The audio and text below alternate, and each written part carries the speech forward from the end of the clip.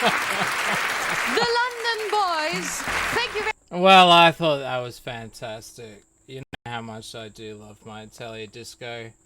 That was the gayest shit ever. Let's do one more song. We'll play some Skullkid music for once. Alright, here we go. Enjoy! We'll be back in a few minutes to get this started.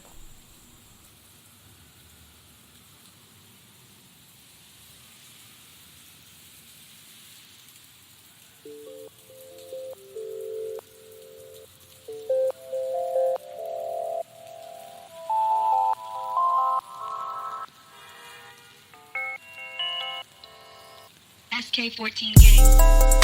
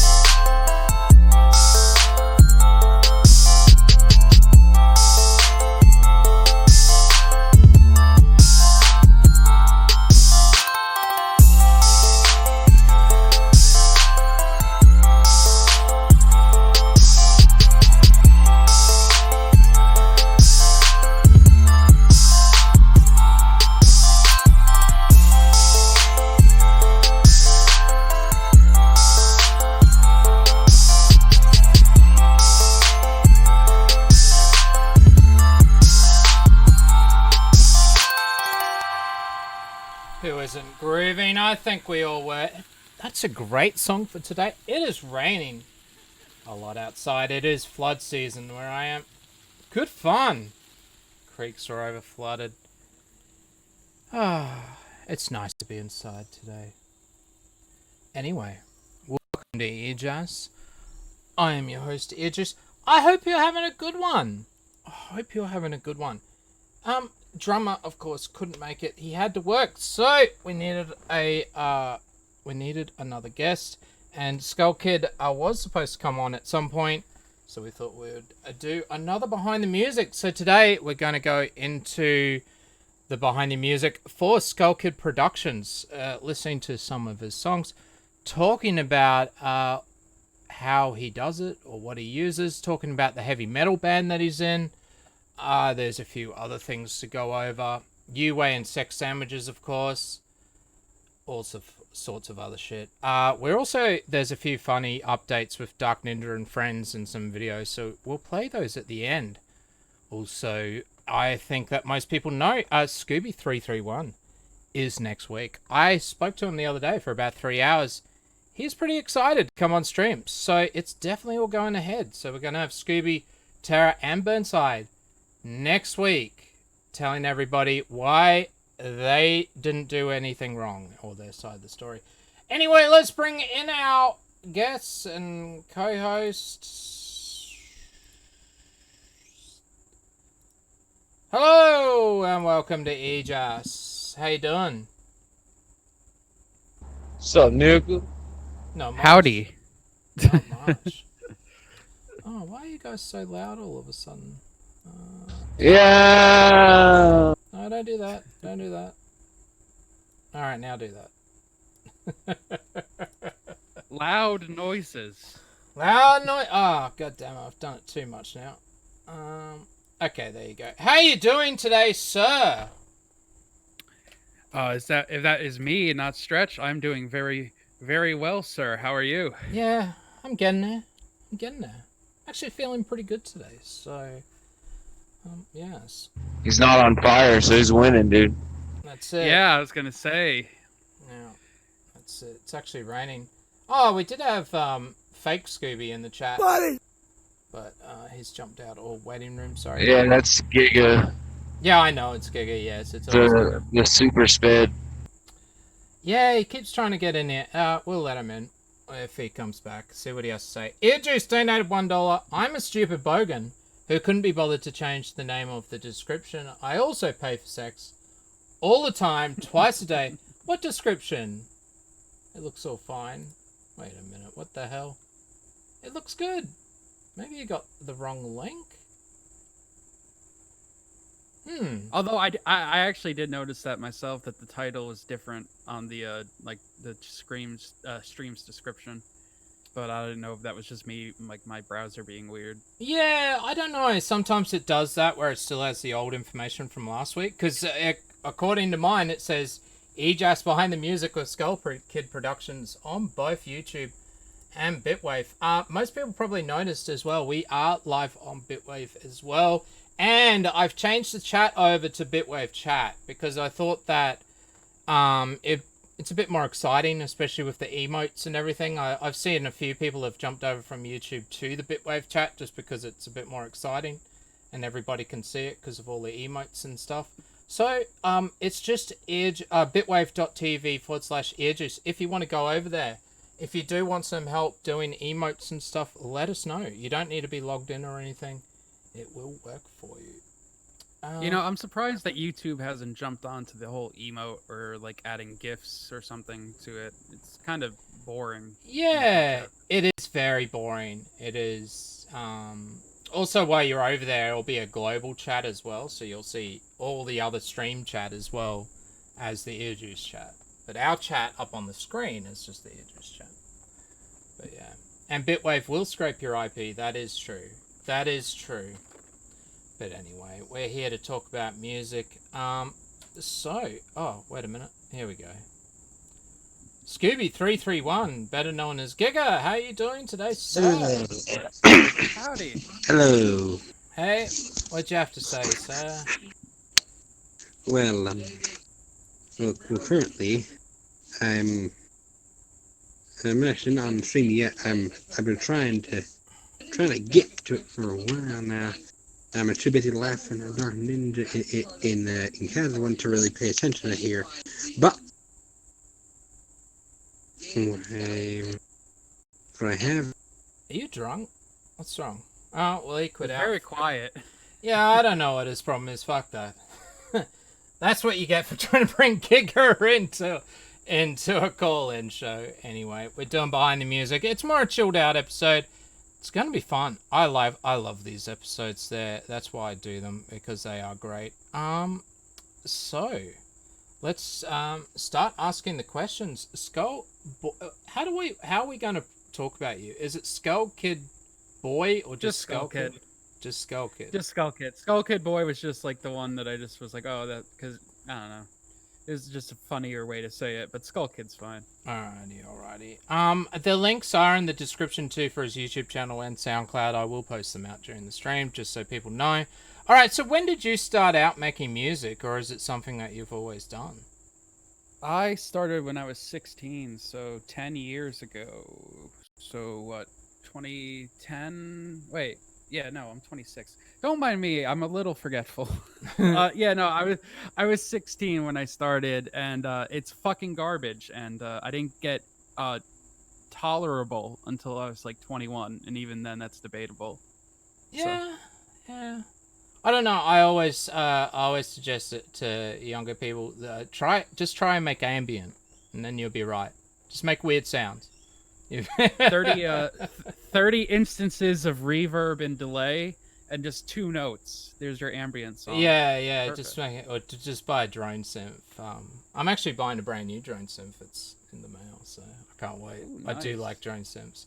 Drone synths are just a thing that just makes noise. Doesn't really make pitch. It's just brrrr, but it's like the weirdest fucking noises you could think of. That's all it does. So Another thing that you could do is you know those it's an Audacity, I forget the name of the tool, but it stretches out a song like 1 billion times and kind of makes it still the same pitch. Like someone did that with Skrillex's stuff, and it sounded like an amazing ambient album. yeah, I've seen that happen before. Yeah. So what did you use when you were first starting out? I had a shitty Casio keyboard that I ran through a shitty USB mixer. It was I think it was like a shitty Pro Tools Lite, but not even. And I ran it into Audacity, and I would use like shitty distortion plugins to make it sound like a guitar. It did not sound like a guitar. Right. I started because I was a vocalist before I started producing my own like music in like my own little home studio, and I couldn't get in a band. All the bands around here were like shitty pop punk bands. No offense to pop punk, I like some pop punk, but a lot of them were just crappy pop punk bands, and no one wanted an unclean vocalist. So I started to teach myself how to play piano, keys or keyboard, whatever you want to say. And I just started making shitty shit and making my own quote-unquote band on my own. And eventually I just started delving into other types of music, like electronic music, dubstep, hip-hop, all that. But originally started off learning how to do keys and learn the basics of DAW shit by just wanting to be a metal musician. Yeah, right. So you didn't really start out with any particular software. You just recorded stuff into Audacity, really. For the first year, and then I moved on to FL Studio, which is what I use now. Yeah, I used Mixcraft too at some point, but I remember not liking it too much. And Reaper. Yeah, I haven't even heard. I've heard of Reaper, but not that other one. So you mustn't be that old, because those softwares have only been around for what, 10 plus years or something. So yeah, I'm 26. Gonna be 27 in March. So yeah, because I remember when I first started out, I was using Fast Tracker 2. It's a DOS program. Yeah, so it's DOS only. Ah, nerd. It's great. It's a line sequencer. It's a line. That's why it was so good for hardcore and stuff. If you know anything about line sequencers, there was no time stretch though. You had to pitch everything. There was no MIDI keyboard. You just used your typing keyboard to work out the notes. Oh, that's so. rough. got Only that. thing I know about like DOS shit is I used to play a shit ton of Doom and like a bunch of DOS games. I never even knew there were music creating things on DOS. Yeah, no, there was. I've been trying to find. Yeah, I'm guessing they're on my external hard drive. Actually, trying to find that stuff from when I was like in high school and shit. I know it's somewhere. It's probably recorded on cassettes and as well. Maybe some of it. I'm guessing it's a lot worse than what I remember, but it doesn't matter. It doesn't matter. And then I just switched over to Fruity Loops for about a few weeks, and then I found out there was this thing called Reason, and then that was it. I don't know if you know, I think when I look back, I think every artist looks back on their original stuff and it's like, wow, that was fucking garbage. Yeah, it's probably true. But although sometimes it's, you know, true. Sometimes it's not, you know. Yeah. I don't know. Yeah, well, it's certainly not something I'd probably share with people and say, yeah, this is great. Listen to this. I'm gonna do like, oh, if you're interested, have a listen to it. Yeah. I only use Fruity Loops to make the different voices say nigger at different speeds and pitches. It is good for that. It is good for that. I'm guessing I haven't seen Fruity Loops in the last few years. I know it because I just know it as a basic line sequencer or step sequencer. Yeah. Which is sort of like the re-drum or a drum machine that you see, or like the Korg Volkers, that sort of sequencer. Yeah. Yeah. But I'm guessing it has a lot more now. Yeah, I mean, you have your piano roll, you have, you know, the built-in synthesizers that come with it. I think it's just more out of convenience and comfort, I guess. It's like, I've been doing this for 10, you know, years, and I've gotten some good stuff out of it, kinda, I guess. So I just never bothered to, like, upgrade it, you know? Or, like, get, like, Pro Tools or something fancy like that. Well, I think that most, like with me, it's like everyone, you know, Ableton's so good, and you can use Reason within any other DAW now. So you can use it as a VST, but once you know a VST, and most people will tell you this, once you know a DAW or music software, then just stick with that. So learn one, stick with it, and you'll be right, sort of thing. I always say it's never really the software nowadays. It's just more about what you do with it, you know? Yeah. And I'm guessing Fruity Loops you can put VSTs, which is like music software into it.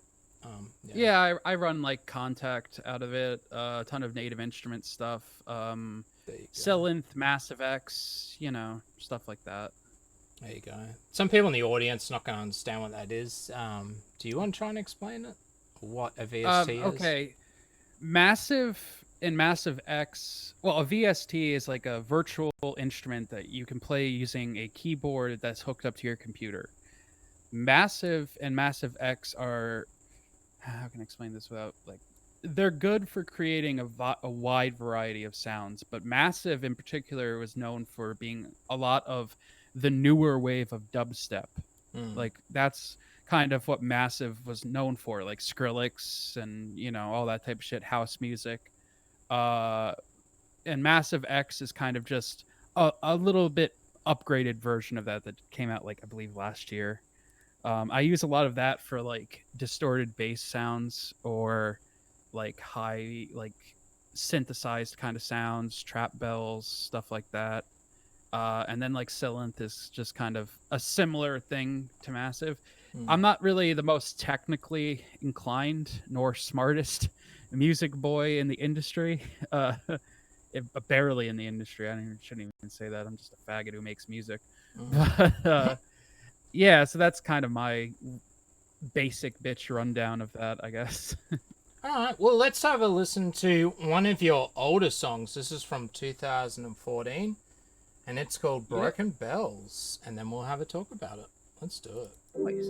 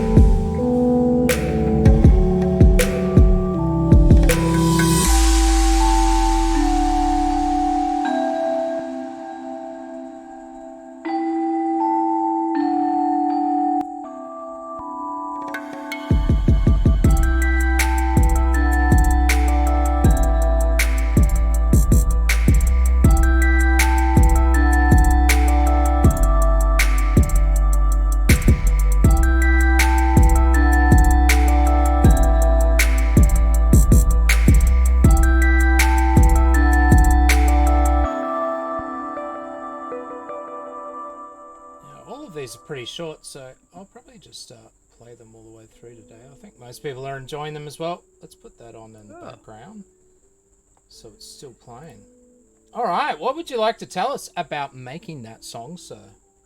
Well, let's see. 2014 was an interesting year because that song came out a couple months before I ended up in a wheelchair. It kind of shows my my one thing I prefer to do with my music is I like to play most of the time. I don't really like to sample too much. Hip hop uses samples quite a bit, obviously, but I try to make my original compositions sound like a sample, chop that up, and use it in a thing. And this is kind of an example of a song that I do that.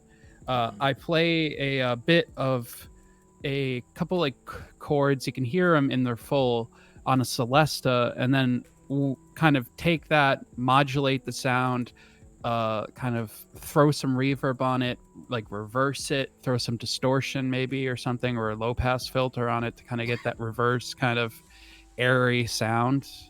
Yeah.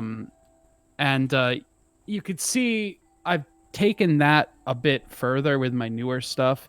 This is kind of, I think, where I started to really come into my own as Skullkid, even though I wasn't going by Skullkid at that time. I was going by my name, Mika Romani. There you go. But and so yeah. Are the bells and that, are they samples or are they off a synth or? Oh no, that's off of a Celesta.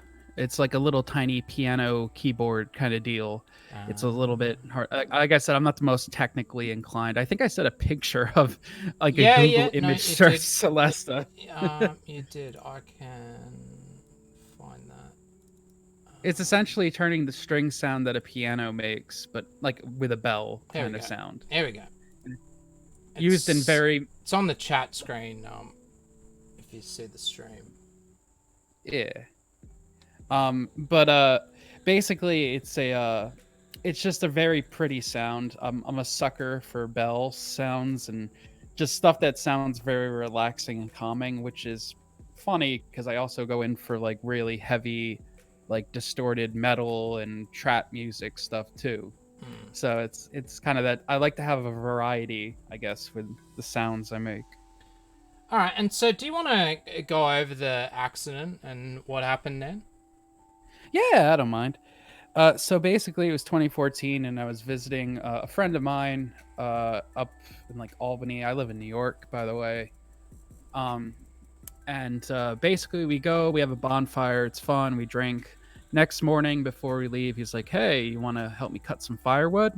I'm like, "Hell yeah, dude!" So we go out to cut some trees, and the third tree that we cut down basically fell, bounced up against the brush, and fell onto me, which twisted my like spine essentially. Like my butt was kind of in front, and it shattered me in half essentially. God damn.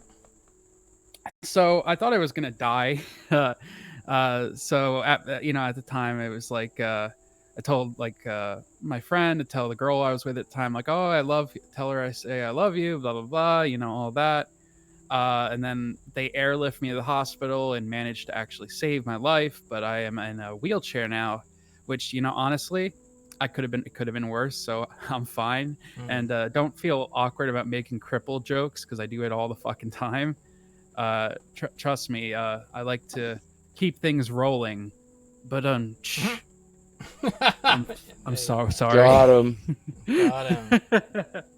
Got him. So one of the things about music that I really like is it's a way, and I was telling Stretch this before we popped in. It's a way to get emotions out that if you left them inside you, they would probably poison the well. And a lot of my development, I think, that maybe coming to like where I am writing and production wise was during that recovery from the accident, because I was in physical rehab for about 8 months, I want to say, give or take. And I essentially lost everyone. The girl I was with left me a week after the accident. She couldn't be with a cripple. My friends eventually slowly started to whittle away down to the bare core, which honestly, it's fine. I can't really blame people for not knowing how to deal with it. but it made me feel lonely, isolated, you know, all that shit. And it kind of came out to like, I need to focus on something. I need to work on something, or I'm going to like fucking, you know, cut my throat. So I just started putting it into my music, and yeah, that's that story. Yeah. Well, you know, it's a major part of your life, so and you said you'd bring it up, so I thought we would. Yeah, because I was telling you before the stream, and I don't think some of the people know this about the fact that I nearly did the same thing to myself, but I was so lucky, where I was leaning back on a study chair with my feet up on a table, won a round of poker. I was playing poker online. The chair snapped, or the bolt snapped out, and my spine landed on the piece of metal that was sticking right up from the chair. And I couldn't move, just kept passing out, went all grey, just couldn't move my legs or anything for like 20 minutes, and then finally the feeling came back. I was so worried. And my flatmate and next door neighbor were just standing there laughing their asses off at me. God damn it. I was gonna say, were you by any chance playing online poker? Were you playing online poker with an agent from Mossad? Maybe they like called in some favors, like we need to take him out. Yeah. That was a very awful joke. That's it. Yeah, no, but I was so lucky. I was so thankful. You know, like I still think about it. How scared I was that I just couldn't even move. It's like, oh, yeah, that's horrible. Yeah, it's you know, I'll say this though, you know, I wouldn't take back any of the shit that happened to me, because if I never ended in a wheelchair, I would never have started making music. I would have never started listening to like YouTube shit. I would have never gotten into this kind of community. I would have never found SPCC, and I wouldn't ever found my girlfriend, Cable, who is the best. And I would go through it all again if it ended up with me and her. So she's the one who made my lovely logo, and I just want to say thank you. It's her birthday today, so happy birthday, Cable. Happy birthday, Cable. I know, I'm a cheesy fuck. Nice gooey stream today. Yeah, well, compared to next week's going to be an entire shit show, so it's a nice change of pace. I must admit, I must agree. Let's go into some of your other older music though. So this is a bunch of different songs from 2010 to 2011. It's a bunch of garbage. Yeah. Well, let's have a listen and see where we get. I'm just gonna say you're gonna hate this shit. I'm sure it'll be fine. I'm sure we might not get through all of it, but just because of length. Let's have a listen. All right.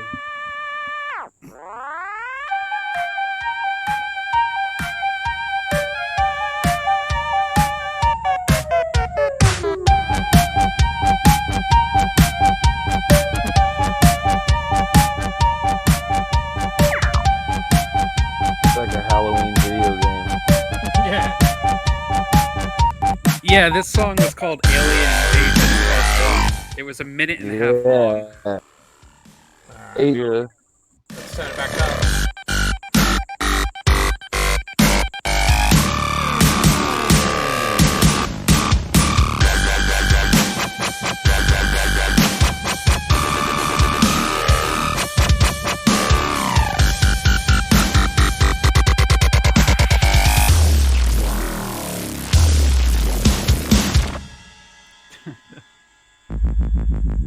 That wasn't that bad. Come on. It's like the wobbly bass and that. I still can't do wobbly basses unless there's a patch. I'm not really into that. I'm telling you, shit, but that was pretty dope. I'm telling you, it's that easy with you when you have massive. You don't even have to like be good. You can just I'm gonna go some blah blah blah blah blah blah. And I made that right around the time that Skrillex was like blew up out of nowhere, and I was like, oh, that's cool. I could do that. The next song that's going to be playing is a dubstep remix of Rack City by Tyga. And again, garbage. But I will say, at least I got an acapella that was all right, and it kind of meshed together okay. So. Yeah.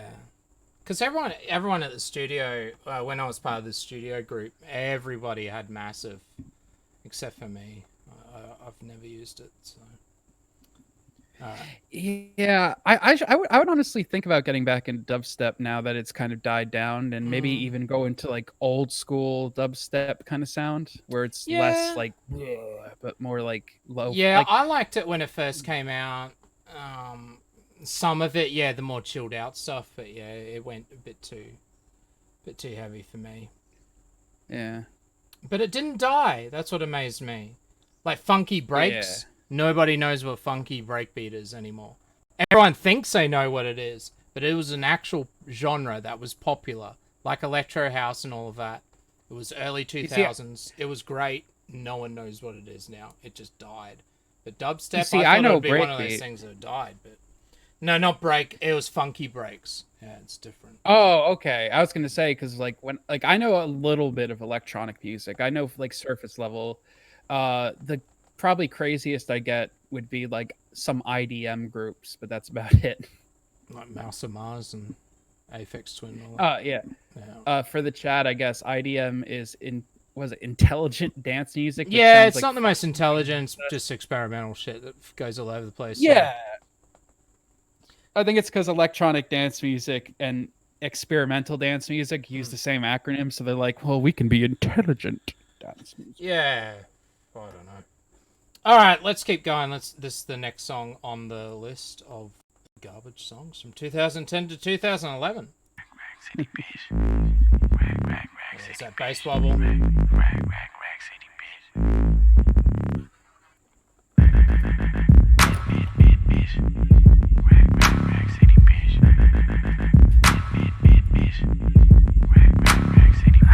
Rack city bitch, rack city bitch. 10, 20s on your titty bitch. 100 deep VIP, no guest list. TT Raw, you don't know who you fucking with. Got my other bitch, fucking with my other bitch. Fucking all night, nigga, we ain't selling bit.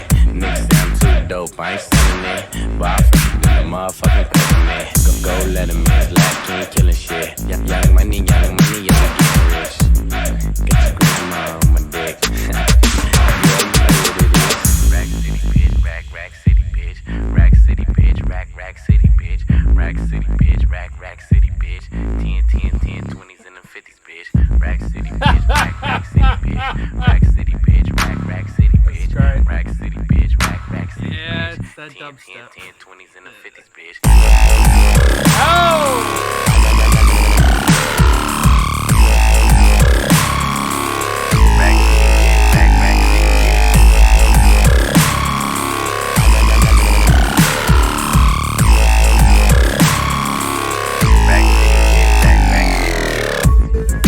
Motherfucking star. Look at the paint.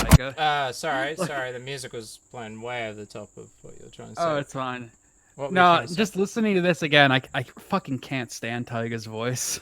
Oh, so that's not you. Oh, well, that makes sense. No, that's the fucking rapper Tyga, and he is incredibly. He's like a tiger. I would say he's just it's just middle of the road. Like I don't know. I mainly liked this back then because it's like, oh, everyone would listen to it. You know, you go to like a party or something. And it's like, oh, putting this song on. It was like a big hit, and then I can't fucking stand his voice. I don't know why now. Is he a white boy saying Rack City, bitch? Is that? No, he's a mixed race boy. Oh, okay. But he is saying Rack City, bitch, or something? Rack City, bitch. There you go. 10 hundreds on your titties, bitch. That's great. Yeah. Okay. All right. Let's play the rest of it. Let's go. On the car, too much rim, make the ride too hard. Tell that bitch hop out, walk the boulevard. I need my money pronto. Get it in the morning like a Rondo. Green got cheese like a nacho. If you ain't got no ass, bitch, wear a poncho.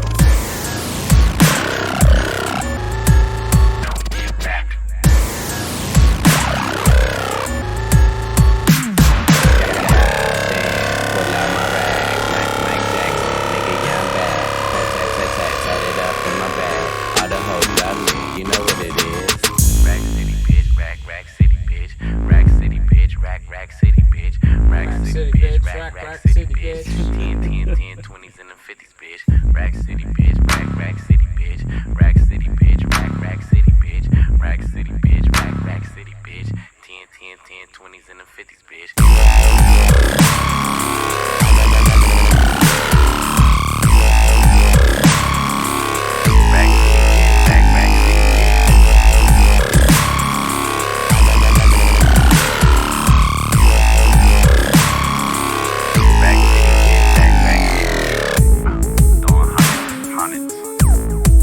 Yeah, we'll just turn it down. So, and talk over the top. So, did you ever play that live, like at parties and shit?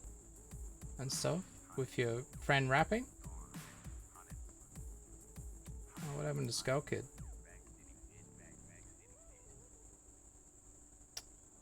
What's happening to my stream?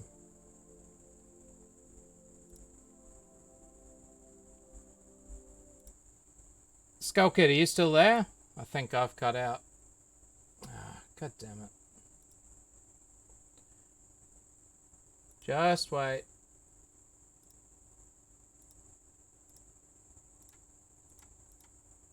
Test, test.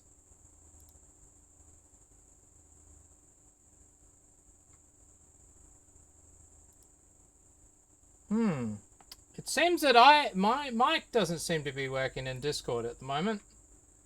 Chat, am I still good there? It still says I'm live. Can you guys all hear me? For some reason I've cut out in Discord. I'm going to disconnect. Jump in again.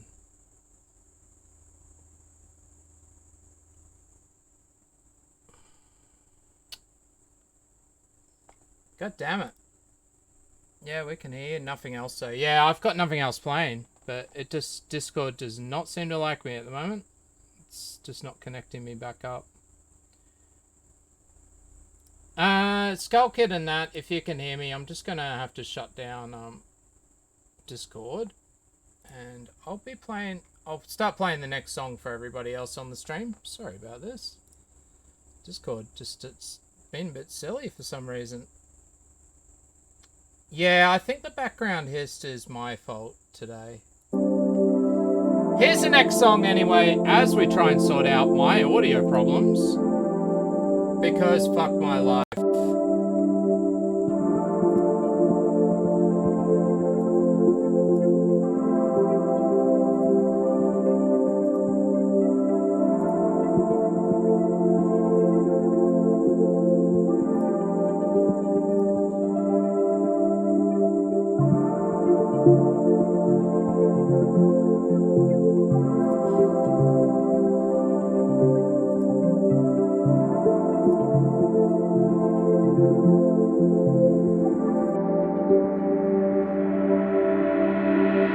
Saying it's cool. It's not something I could make.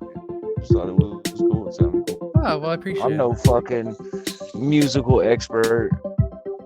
I get impressed in them. Okay, cool, cool. Well, thanks for interrupting our conversation, Dick. Fucking, it's I blame Tyga.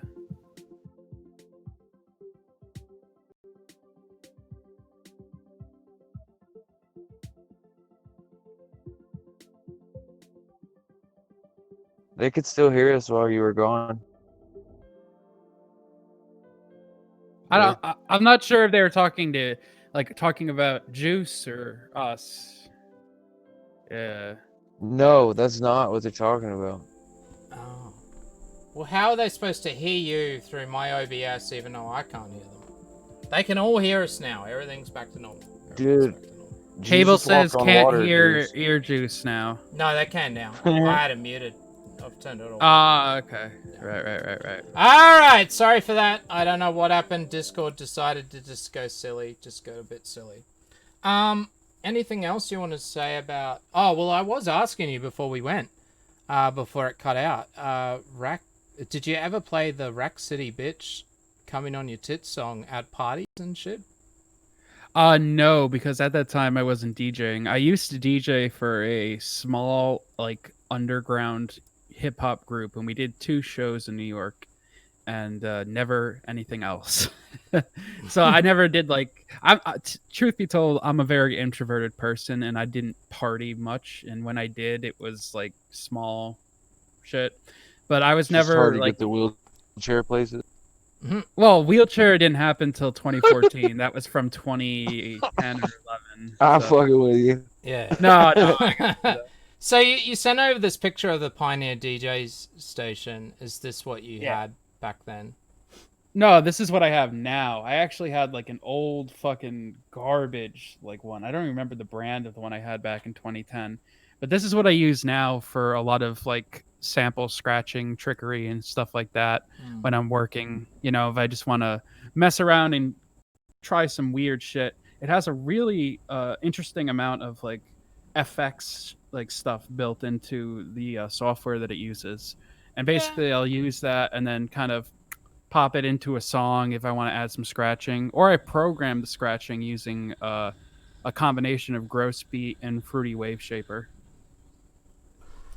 Oh, and it works, and it has Serato built in. Yeah, okay, I got you. Yeah. So they're not I actually got CDJs. These are virtual USB controllers. I'm take it. Essentially, like a MIDI controller, but it actually, I believe it actually does work. Like you can actually output it to like an actual like kind of sound system. Like it works as almost its own audio driver too, in a way. If that makes sense. It's got its own ASIO drivers. Yeah, all of them do. Yeah, I've got one of these I just bought from the porn store just in case I ever want to sort of mix some of my tracks together. Yeah. It's got cue buttons. See these buttons? These yellow buttons here on the screen? Those are cheat buttons, everybody. Let's have a look. Anybody can be a DJ. See this cue button? That syncs your track or makes it the same BPM. So if you push, that one's playing on the left, you push the cue button, now your song on the right will be in time with the other one. Won't be up to the exact beat, so you still have to beat match. But that's your cheat button on these instruments. So if anyone was wondering. Yeah, because I started on vinyl of all things just because that's what my friend had when I was DJing, and so yeah, when these came out, I was like, oh my god, you can just push this button. I had no idea. I was DJing for nights at a time, trying to beat match all the shit, and he's like, oh, you can just push that button. I was like, what? Oh my god. Yeah. You see, with me, like I collect vinyl and I like to sample vinyl, but I use a vinyl to computer, like like converter, like it converts to MP3 or WAV depending on what you want to have it as. Yeah. But I would love to have like an actual like DJ booth for vinyl, but I don't want to sink that money, Yeah, well, most of the time it was the club. You would just turn up and they would have it all set up. Because most big clubs, they have the gear. You can't just go and plug in your own gear. You're going to piss people off. Or why would most of the time you? it's I mean, CDJs, so yeah. Will you get better sound quality or something with the vinyl? I mean, you get that. I think it's like one of those things where like some certain like people like prefer to use cassettes when sampling things to get that warbly sound, or to get that kind of gritty, almost dirty, like warm vinyl sound. Vinyl's good if you want to find particular songs, or you've got for hip hop scratching, because you can sort of know where it is on the record and just put your needle straight there and quickly find it. I don't know. There's a lot of white label stuff which is unreleased, so you can only get it on vinyl. It's only pressed onto vinyl. Well, back then, yeah. And these days, everything's released digitally, so there's probably not as much white label shit. But back then, you could get weird remixes that weren't through any official record companies, so they might be a bit bootleggy, or not the right copyright, but who cared, sort of thing. It was a great song. And also, not to mention, a lot of music from back like pre-60s, a lot of that stuff can get lost, and you could be missing out on an amazing sample or something interesting to put in a song that you wouldn't be able to find on the internet, because even though we have this wide array of different music online, we're still missing a lot of music. You can find like something from an old vinyl, like a garage sale, and be like, whoa, I've never heard of this, and you pop it in a song and it's like, whoa, that's another benefit to it. Yeah, I don't know. Most of the clubs I went to, that CDJ set up already, so you would just take CDs. That was it, and which was annoying because you couldn't have your cue points and everything set up, and I was big on cue points, which means, you know, like the way like at Swinging Safari, this one club that we always used to play at every second weekend, what we'd do is you had to take your own equipment. They didn't have shit, but it was actually better because you could go there with a prep set and have all your cue points loaded in, so you knew where you wanted to start the song and then loop the next song and then start that playing over the top of other songs and start mashing up stuff. So it makes things a little easier. I don't recommend I would DJing on vinyl if you've never DJed before, though. Oh yeah, definitely not. Yeah, like buy one of these, use the cheap button. No one will know. Yeah, everyone will give you shit for it. But... the only people who like really DJ with vinyl nowadays are people who have been DJing or working on music with that for like fucking years, because it's pretty expensive once you get the whole setup going.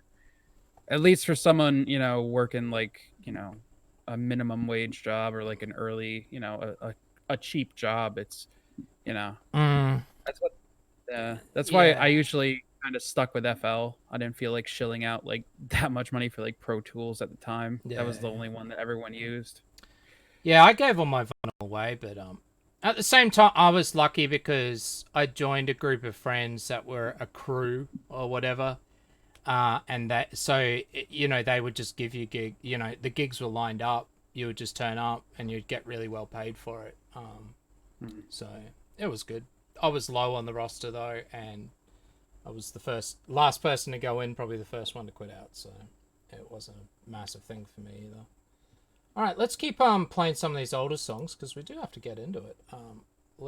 I'm not sure where we're up to. We're up to a sort of pad-based song. Let's play it. This was my attempt to write a Drake song at the time, but it came out more electronic. Oh, okay. A Drake song? Is that what you said? I was a big fan of Drake's producer, Noah 40 Shabaib. Right. Yeah. Love Israel, by the way. No, just kidding. I might have to... All right, let's let this play. As soon as I said Shabaib. Let's let this play without talking, and I'll look up who Drake is, because I don't know. I'm too old.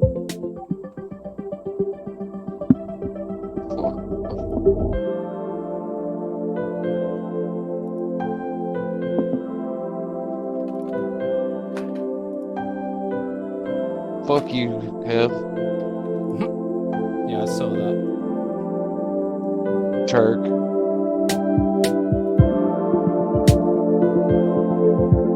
Oh my god.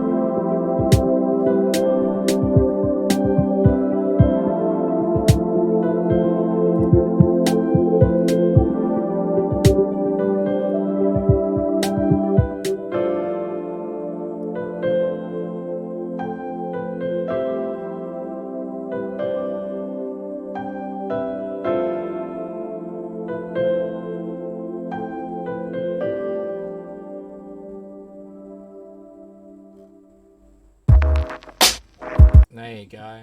Sorry. I didn't catch it. All right. So, did you look up who Drake was? Yes, I do see who Drake is. He looks like a black man, a black Arab with a beard. Half Jew, half black.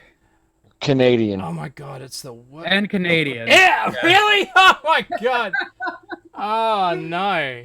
It's like the worst of all of them. And he's on Tumblr if you look up this. Oh no. Half Jew, half black, Canadian rapper. Oh, while I do enjoy Drake's... While I do enjoy... He's notorious for having like ghostwriters and shit. He doesn't write his own stuff. Yeah. He makes hits with other people's lyrics. Oh yeah, definitely. Just used to do covers. While I do enjoy Drake's music and I listen to him rap, I mainly love his production, and his production is handled by Noah 40 Shabaib or Shabib. I don't know if I can say Jew names. But basically, he has this really, especially on Drake's first album and mixtape prior to that, has this very airy, almost ambient kind of sound to his production. and I've always really loved that style. So I think that was my attempt to emulate that style. You know, while I would say, you know, it's a little iffy to... No, I was laughing at White Drake. Someone made Drake white with blue eyes. I was trying to make EarJuice look like a dick. It's all good. You know, But yeah, so you know, I really liked his stuff, and that was my attempt. And I definitely took a bit of like influence from him, even to my stuff nowadays. It's a shame that he doesn't produce more songs for Drake. A lot of Drake's production comes from different producers now, which is a shame because I felt like 40 was the strongest part of Drake's music, and kind of a shame. But I think he doesn't work too much because he has MS or whatever. He has a monkey scrotum. Yes, he has a very bad monkey scrotum, and he's not estimated to live much longer. Right. So I don't know if that. But you has keep any saying factor these to it. songs are like, oh yeah, these fucking suck, and then I keep expecting them to be like raw ass and sound like he made it in elementary school or something. Not really my taste of shit. None of them have been super terrible. Yeah, they're pretty Well, I good. appreciate that. Stretch your robot in a bit too, just so you know. It's not too bad, though. I was able to make out the message, though. Thank you. Yeah, no, it's good. I don't mind it. Yeah. I must say, like, I'm the same with Junkie XL or JXL, who's become very big and very popular now. Oh, we lost Stretch. So he used to remix Fear Factory back in the 90s and was the only electronic artist on Roadrunner Records, which was all heavy metal shit. Oh yeah, I know. Then he made an Elvis remix that was #1 in the charts for weeks. But he has all these interesting albums that no one really knows of that I really like and I listened to as I was growing up. Now he does the soundtrack for Mad Max Fury Road, and even worse, well, Mad Max is a great movie actually, but he did Terminator Dark Fate. He's the guy doing the soundtrack on that. Yeah, I mean, I'm sure the soundtrack sounds alright though. No? It's not bad. It's not bad. It's very, but he's gone more orchestral than that, as you would if you're doing soundtracks. But yeah, so I get it. Yeah, that's actually interesting as fuck. What was his name again? Junkie XL or JXL. He has a YouTube channel and he has a massive modular setup. Massive. Modular's like, you know, when you see a wall of bloody knobs and buttons and things to put 100 cables in, that's what he's got. All old school. Yeah, I think I found him. JXL, Java XL API allows users to read. No, I'm just kidding. No, that's... No, I found him.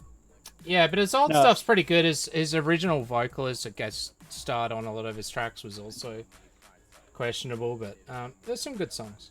But, all right, well, let's move on to some of your latest stuff, because that's all the old tracks out of the way. Let's move on to one of your later tracks. Let's move on to Fed Purple. This is from 2019. Let's have a listen to it first, and then we can talk about it.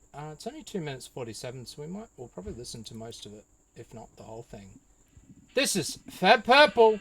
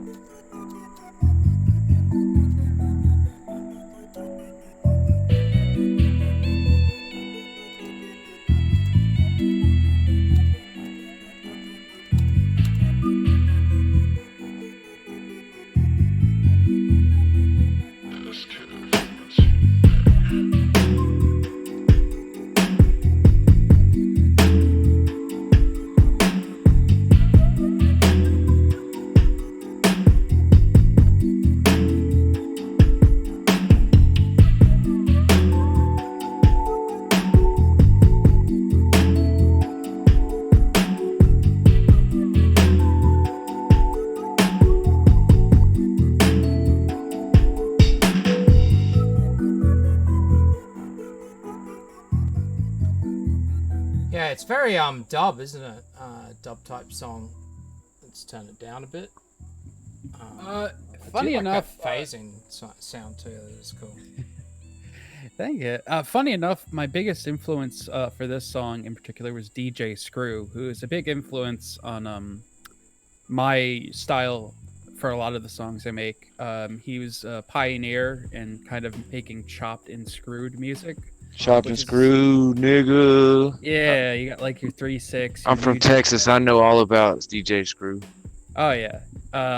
And that was kind of my attempt to kind of recreate what he did with some of like his tapes that I really liked, and I used to listen to them all the time driving around at night, you know, just Hell going yeah. places.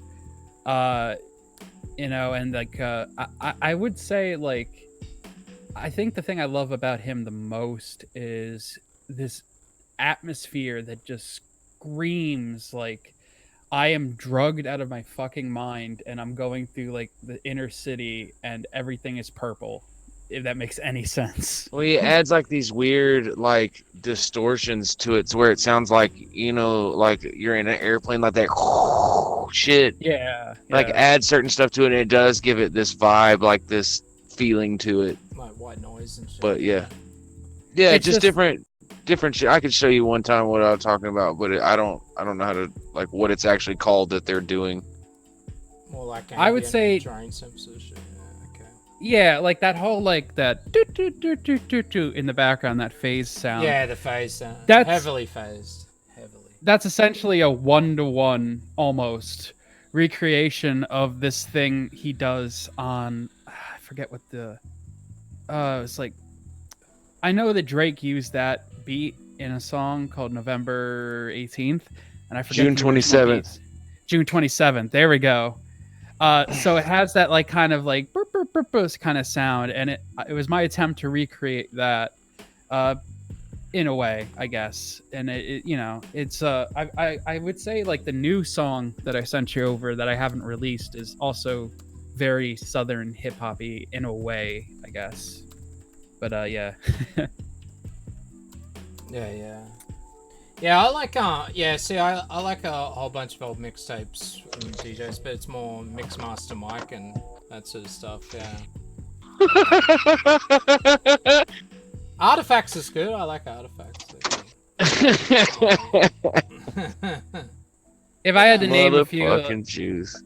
if I had to name a few like artists that I really like in terms of hip hop, you know, it's like DJ Screw in terms of production, Jay Dilla. I love Madlib's production. Mad Villain is my fucking shit. And then, oh yeah, that's MF Doom and Madlib. If you're looking for a little bit more lyrical substance and wordplay, Mad Villain is a good start. And it's less like I got money and hoes, nigga. It's more like oh, I'm a super villain. I wear a metal mask and I'm going to stab you. Like, I like this one. Look, he's got a beer and shit with his mask on. Do you know who Middle OG of the- Run C is? In some plants. OG who? Out the backyard. OG Ron C. He's Sounds another familiar. Houston. Yeah, he chopped and screwed shit in Houston too, but he does other stuff, like he chopped and screwed country music and like R&B and shit. oh no shit. I'll send you some stuff later to check out. It's pretty cool. I didn't know if Hell you'd yeah, heard of dude. it or not. There you go. Hell yeah. Anyways, Yeah, I've never heard of these artists, but so how did your software and process or hardware change from 2014, or you know, the old stuff to now? Like, what are you doing Well, differently? oops. I would say in like 2010, 2011, I exclusively used massive and like basic bitch sample packs that I could find online. No offense to sample packs, but like they were just ones that everyone had. And like, you know, 20 to 2014, it's kind of okay, I'm kind of getting a little bit more influence from artists that I would never really listen to, and kind of figuring out where I want my sound to kind of fit on a, like, not a cohesive line, but you know, in that thing. And in 2019, I could say the one thing that I do a lot differently now is I try to find or create samples, be they percussive or melodic, from obscure or strange places. And one of the artists that really influenced me in finding that, and I know it's an acquired taste, and you guys will probably not like this artist at all, but it's Juju. That's Xiu Xiu. I'd have to look it up, Juju dude. is an experimental music group, I guess you could say. And basically, they make weird fucking music and use tons of weird instruments. And one of those instruments they use, funny enough, I've used on several things, is a Korg DS10, which is the Korg DS video game for the DS, the Nintendo DS. You can make chiptune music with it, but also make a bunch of noise and shit if you do some interesting things with it. So that's kind of one of the things I definitely do now is I seek out the least well-known thing and kind of, if I find a sample or if I find a sound that I like, I'll like, okay, I can take that and turn it into something interesting. Yeah, I've made some streams before. I'm sorry to interrupt you. No. I think the DS is in the new Switch because Korg brought out a new Switch software. It's like about $50, but it has drum machines and a whole bunch of other synths and stuff now. I know Spooky Ting from Bitwave plays around with it. So yeah, but that's just an example. It's a bit too digital, yeah. And then like hypothetically, like in one of these streams that I've done, I made a beat out of nothing but the "You've Been Gnomed" video. And that's literally just a gnome saying "You've been gnomed," and I just took his voice and made different instruments and percussive elements out of it. Not saying that was more of a shit post, but it kind of shows what I, what I do with everything. Well, we do like parody music around here. But anyway, let's go on to the next song. Let's go Bagging the Fuck Up. It's a song for SPCC. We'll play the whole Yeah, thing I through. sent it over to him before he switched from Stream Me. Yeah. Alright, let's have a listen.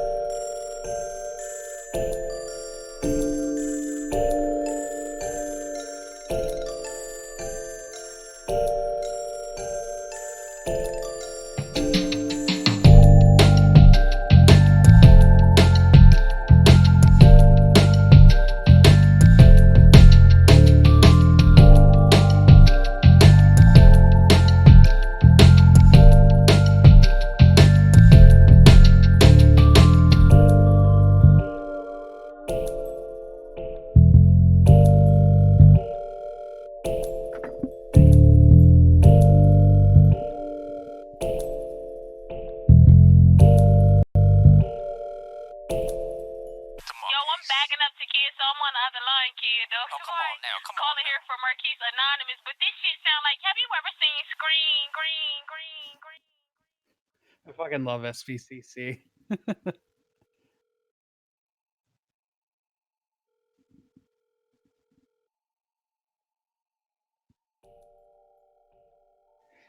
basically, like I said, I wrote this for him before the whole streamy thing happened, and my intention was like, okay, well, if you ever needed like some BRB music or an intro song, if he really liked it, and I thought, well, what would be a good EarJuice, you're muted. Yeah, again. sorry, I'd noticed. Yeah, I keep forgetting. I'm just gonna leave my Okay. mic on at this point. Fuck it. Put up with the hairs. Fuck you. So basically, I was like, okay, well, what could we do for a call center? And I was like, well, I'll make hold music.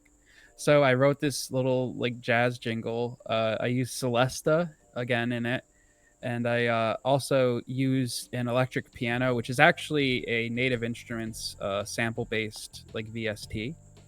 I also took a recording of a phone ringing, and I ran it through a bunch of different little modulations and tweaks, and I made that little like brr, brr, brr sound using phones because it's like, oh, it's a prank phone call thing.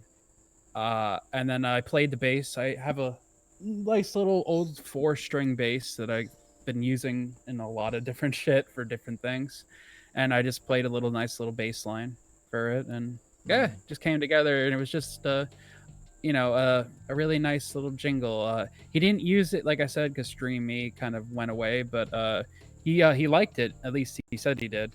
I hope he did. Yeah, But, because he makes his own music as John Teo.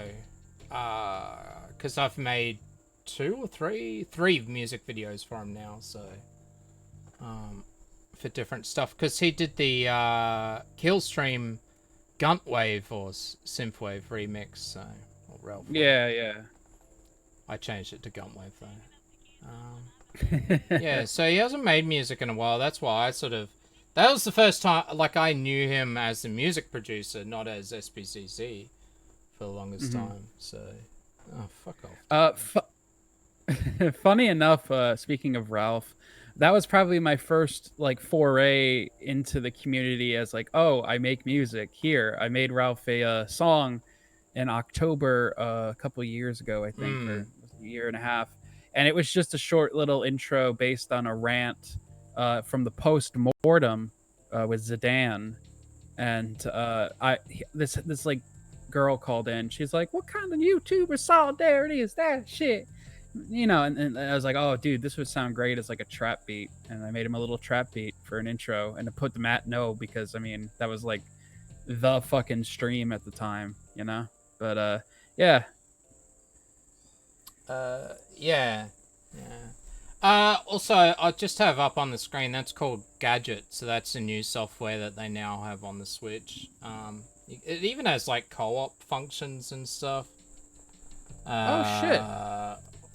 I'm just gonna message Dark Ninja. We are talking about your shit later. Call back then. In other words, don't shit up my show now, please. We're doing other stuff. We'll deal with them. There you go. Good, thank you. Just ban the faggot. No, I do want him on. I just don't want him on now while we're talking about music. I don't want him on. You suck a dick. You cruising grinder for 14-year-old boys. See, this is what you've caused. This is what you've caused. Anyway, is there anything else you'd want to say about the song? Oh, no, it's just a nice little jingle that I came up with for SPCC. And it's just like, hey, I do that a lot for people. Like, if I can't really, because I'm not really the richest guy in the fucking universe. So, like, if I can't support you every day monetarily, I'll make you a song. If you like it, no. If not, it's whatever, Yeah, because I did that. I mean, a lot of us did. We all made songs to try and get played on stream. I did it for Ralph as well. He never played them because he didn't like me. Jeff Vader donated $2. EJ, stop eating sex sandwiches. Spooky Ting on Bitwave was asking, was it made in Korg DS? I wish EJ would answer. What? Oh, the last song before. Yeah, it was. That's what he was talking about. Oh, actually, I haven't actually sent you any of the Korg DS stuff that I've made. I was just bringing that up as an example of like, oh, that's something I do on certain songs. I do have some of them, but I didn't send them over because in looking back, they're kind of like a little bit too experimental, and I wanted to get more like accessible kind of stuff. Oh, good. Oh, good. One of the ones I did it on was kind of like, are you familiar with a band called Horse the Band? No. They are a Nintendo core band. They play a style of metalcore mixed with Nintendo 8-bit synthesizers and shit like that, or 16-bit. And it sounds gimmicky as fuck on its face, and it kind of is, but they're actually very good if you're into metalcore with a little bit of a twist. I guess it's got Napoleon Dynamite in there, so looks like Ginger Jesus is in there as well. God damn it! Look at these. Fun bargains. fact: they've been raising money for their new album via Bitcoin for years now. Right. And to make of that as you will, but I like them, so I made something more akin to that, where it's a lot more like old school video gamey kind of style, and that was just something. I never even released it, truthfully, but you know. All right, well, let's change tune and take it up a notch. This is going to be Corpse God Clown World from 2019 October. We're going in a totally different direction with genres. Let's play it. Speaking of metal, someone was killed today because of what you did. I know. How about another joke, Ray? No, I think we've had enough of your jokes. What do you get? I don't think so. When you cross a mentally ill loner with a society that is managing to think of like trash, I'll tell you what you get. Give it your fucking nerve.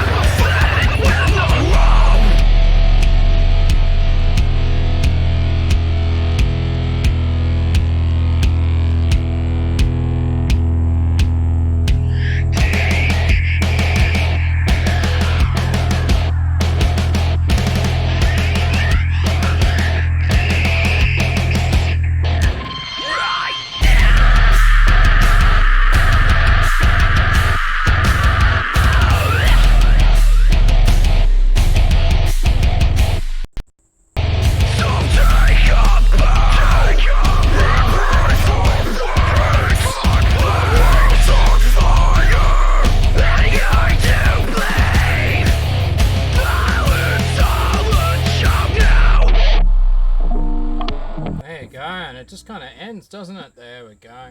That was from. And now everyone's ears are bleeding. That was from Corpse God. So a lot different from. Those are good. A lot different from your other music. Do you want to explain what Corpse God is, the concept of it, and who is part of it? Well, I guess I'll start with the name. Corpse God, on the face, it seems like it's some edgy atheist thing, but I really named it after a video game. There's a game for the GameCube called Eternal Darkness Sanity's Requiem, and one of the main characters or focal points of the game is Mantarok, the corpse god, or the he's basically like an elder one from, or not older, an old one from fucking Lovecraft, but below the ground. And I thought that was just a sick metal name. So there's no particular anti-religious meaning in there. I'm not 18 and an edgy atheist anymore.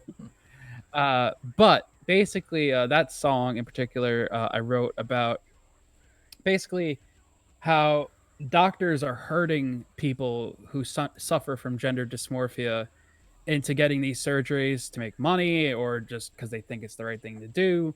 While I'm more of a believer that we need treatment for these people. We need some type of asylum or some type of therapy or something. I don't think surgery at all is the right. Well, I try to look on the side of empathizing with them that they're mentally ill, you know, and they need treatment. And it's society that's kind of gating these people into fucking cutting off their genitals and mutilating themselves, which just lends them nothing and ends up pushing them into a fucking grave. I mean, we've seen the suicide rates, right? Yeah. And let's not look that up on Google image search. So, yeah, that's probably not a good idea. So how many members are in this band, or is it just you playing multiple instruments? Do you want to explain that? Well, originally our first EP and that song I just played, Clown World, that's all me. It was started off as just a metal project because, like I said, I've been writing my own metal stuff since I was 16, and now I finally am a little bit versed in the terms of production and instrumentation. So I recorded an album called Redacted, which was originally called the Fascist EP, which is the story of essentially a white nationalist who gets murdered at a protest, and so like it's kind of a concept album. An EP concept, I guess. It's a short. It's only about 5 songs, and there's an extra one at the end. But it kind of just tells this story, and all the themes of the album are essentially about, well, you're pushing these people to an end, and the more violently you react to their speech, what's the word way to put this? The ends will not end up in your favor, I guess. You know what I mean? The farther we push violence towards people who are just expressing an idea, it's just going to lead to more violence, and that's kind of the whole thing about it. And a lot of it has to do with just how white people are treated in America, you know, nowadays. But that's just at least how the culture and the media at large views us, I should say. Yeah. So you know how to play guitar, bass guitar, keyboard, but you don't do your own drums, or the drums are digital. I think Cable was saying. Oh, drums are definitely digital. I originally was using I believe Miles McPherson's drum set played through Contact for that. But what I like to do with the drums is essentially like I've always been like, okay, well, you know, got to quantize everything, right? Make sure it snaps on the beat. Yeah. But what I like to do with that particular thing is I just put them in slightly askew off of the beat to make them a little bit more human sounding.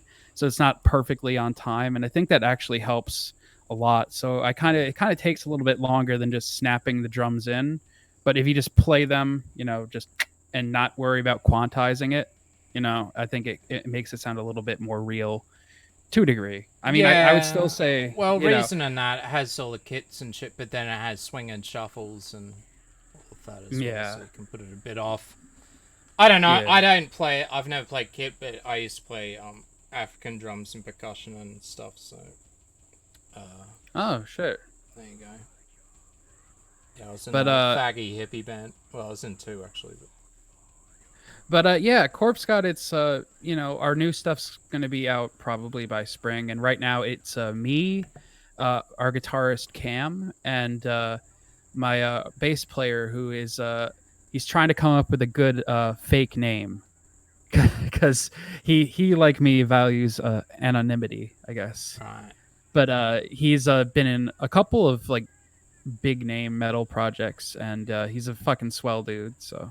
Yeah, cool. We're hopefully going to put out some new stuff come spring. I've recorded all the drums for the new stuff. We're just waiting on, you know, our bass player. He works 2 full-time jobs, you know, and my other friend who's a guitarist, he's got a second kid that just, you know, popped up. So, you know, everyone's a little busy. So I'm just kind of, you know, waiting on them to, you know, finish writing their stuff, and we'll take it from there. But it's an acquired taste. I know that kind of music isn't for everyone, but, you know. Oh, that sounds good. All right. Well, Jeff Vader donated. I keep forgetting the animations as well because I know Jeff Vader loves them. Jeff Vader donated $2. Horse the band are the shit. I love the cuts, man, and the power glove and good tune. Fuck yeah, nigga. Failure of All Things and Shapeshift are some of my favorite fucking tunes from them. All right, so he wants some of these. He was cucking out to Horse the Band, so let's give him one of these. I'm acting super paranoid right now. Jeff Vader's little animations. You get that, right? Jeff Vader. And he also did another one. There you go. There's his sex sandwich.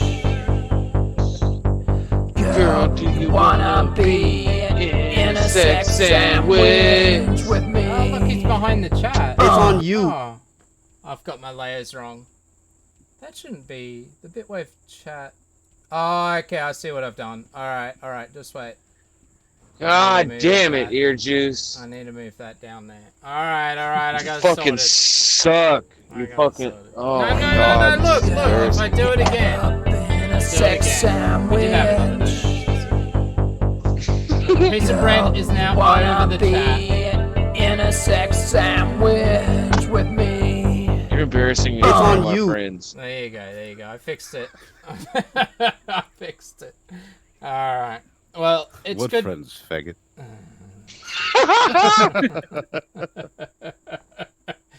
All right. Fuck. We've got an unreleased song now. I think we're up to Houston. This is your unreleased one. Yeah. This is a song that I made that is actually fairly uses a lot of samples. Also that ragingly homosexual. Yes, I recorded this song with my cat boy. No, I'm just kidding. Oh my God. Sorry. But basically, I used 6 or 7 different songs and mashed them into one, overlaid some like other drum beats over it, and did a little tweaking here and there. But I think it came out all right. It's probably the most heavily sample-based song, but I think it's still pretty decent, and you probably wouldn't be able to recognize it off the top without I But ramble. it fucking sucks. It probably does. No, it just occurred to me that you were there for the when Yue was talking about sex sandwiches. So Yes, he was. I believe I was. Yeah, we're gonna have to talk about that. We were talking about that while you were muted at the start. Yeah. That's how I was explaining to people who he was. Wait a minute, you know Yue? Nigga.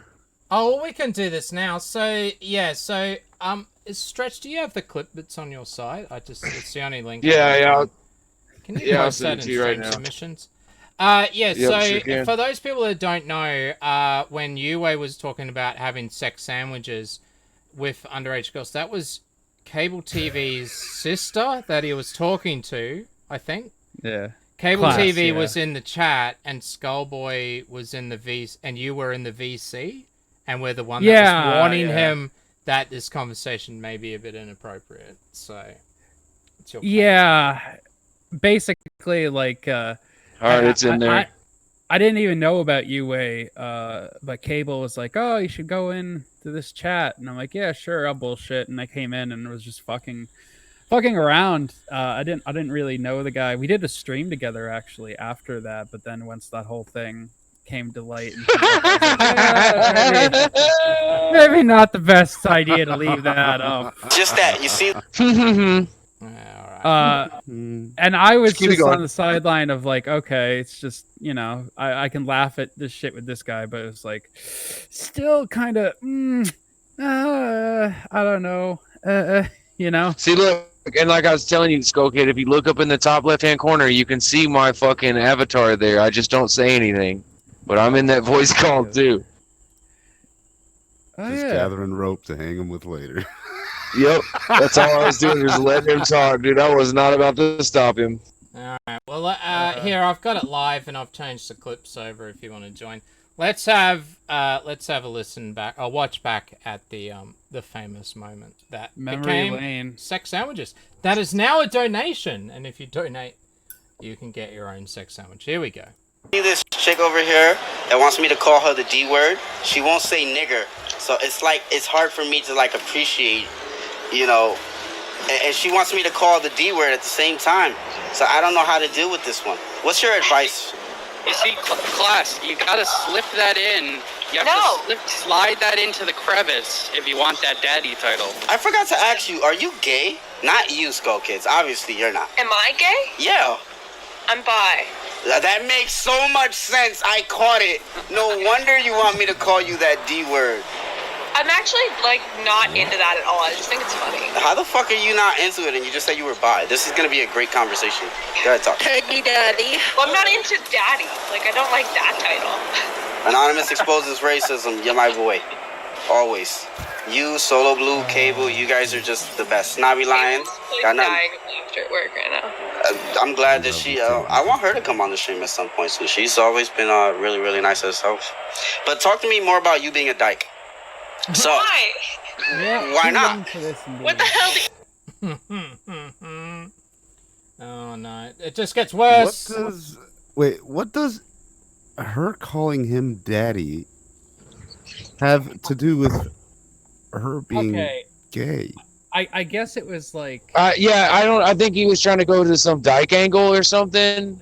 That no, I can kind of No, he'll explain it. Let's hear it. all right, whoa, Juice, calm the fuck down.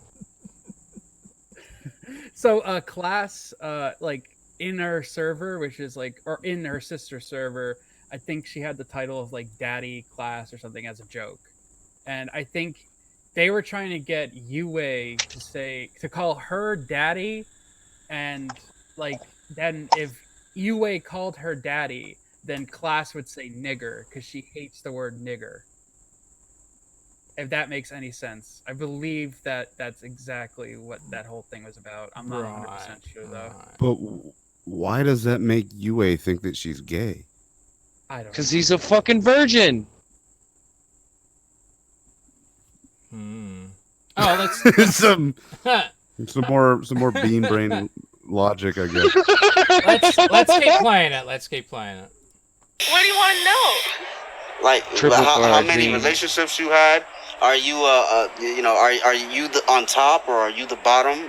Get into it. I want to, you know, I want to know more about this. Just a fair warning, she is underage, though, for real. This is weird. How old is she? I'm 17. I'm legal in Canada, probably not where you are, though. Okay, so we're going to continue the stream. So talk about you being a dyke. I just love that moment. I love that moment. Where he's like, he's thought about it, it's processed. He doubles down. Everybody's gonna be okay with this. She was actually 16, by the way, at the time. She was 16. Yeah, we gathered that. We gathered that. Cable's saying it in the chat right there. And then he's like, no, we're going to continue to stream. And then here it all comes out now. Yeah. Talk about it. Get on that. And I clipped. Talk about me being a minor. What about it? What was your first experience? When did you realize you were a dyke? Wait, you're not technically a dyke. You're bi, right? So she's not a dyke. She's not strict. So you've had men and you've had women. Which do you prefer more, men or women? She's a bike. She's a bike. She's a bike. Absolutely. I love bike. I don't really prefer one. It just depends on the person. I don't know. Have you ever had a three-way with both? Like some shit. Like, have you ever been part of a fucking sex sandwich? No. You haven't lived. You see, this is what's wrong with fucking Canada. You people are just so, you're afraid to say nigger and shit like that. I mean, this is just complete. You're missing out. And you could be benefiting society. I know a lot of guys would be like more than interested. Are you saying that class isn't progressive enough? She needs to open her horizons. She needs to. Oh no! Wait. Play the next line. All right. It's awful. Open up those horizons or her wings, and you know what I mean by wings. To both sides. Oh God! No. I fucking forgot most of this shit. After he said she's a minor, she's underage, she's 16, she's a minor. Spread your pussy lips. Spread your pussy lips, bitch. She needs to spread more than her eyes, and she needs to spread her pussy lips to both I sides. forgot that this was this bad. I forgot. God. I must have like subconsciously blocked out most of this shit. Oh my god. Yeah. Well, that's why I made a song about sex sandwiches and stuff, because it's so funny. It's just such Christ, a man. As far as audio, it's hilarious. Yes. Very inappropriate though. Skullkid, have you heard the clip of him talking about Geek Thulu? Oh no. I have not. This is like a month before this. Like, Geek Thulu was making tranny jokes. Yeah. Like pretending that he was into trannies or some shit. Mhm. To this tranny that was in a server. It was like 15. And then he found out that they were underage. It was under whatever the fuck it is. Anyways, it was underage, and he was like, "Oh, yep, I take all that back." Mm-hmm. But then he like continues his conversation with Andy about tranny fucking, like obvious, beyond all doubt, joking. Yes, very Anyways, obvious. like, if he quacks like a duck and he talks like a duck, he's a pedophile. Yep, said that on Cog like Stream. flat out fucking calling him a pedophile. Oh, I can play that clip if you want to. Yeah, play it. Bitch. Yeah, that's fine. All right. I don't mind talking drama. Give me a second. Don't worry. Okay, I'm just not too privy to it. Oh, we gotta play the I keep drama off my show clip too. Oh, you know, speaking of UA, hold on. I have Do you still talk to him? No, I don't. Hold on. I just wish have- he'd come back. He's goofy, but I don't know. I got an invite very dumb. to his Discord, I believe, like a month after. Give me the link. Everything went down, and it was always liked you, always thought you were cool. That was the last message I got from UA. Please don't be mean to me. All right, here's the clip. I never even said anything honestly about the whole thing. I was just like, maybe just go off the internet for a little, you know. He microwaves pork chops, dude. How? Right? That's just confusing more than anything. Yeah, it is. It is. Don't ask him how to cook a pork chop. He'll get rid Yo, of it. yeah, I'll freak the fuck out. Oh wait. I think it's the second clip. Yeah, no, it's the second one. All right, here we go.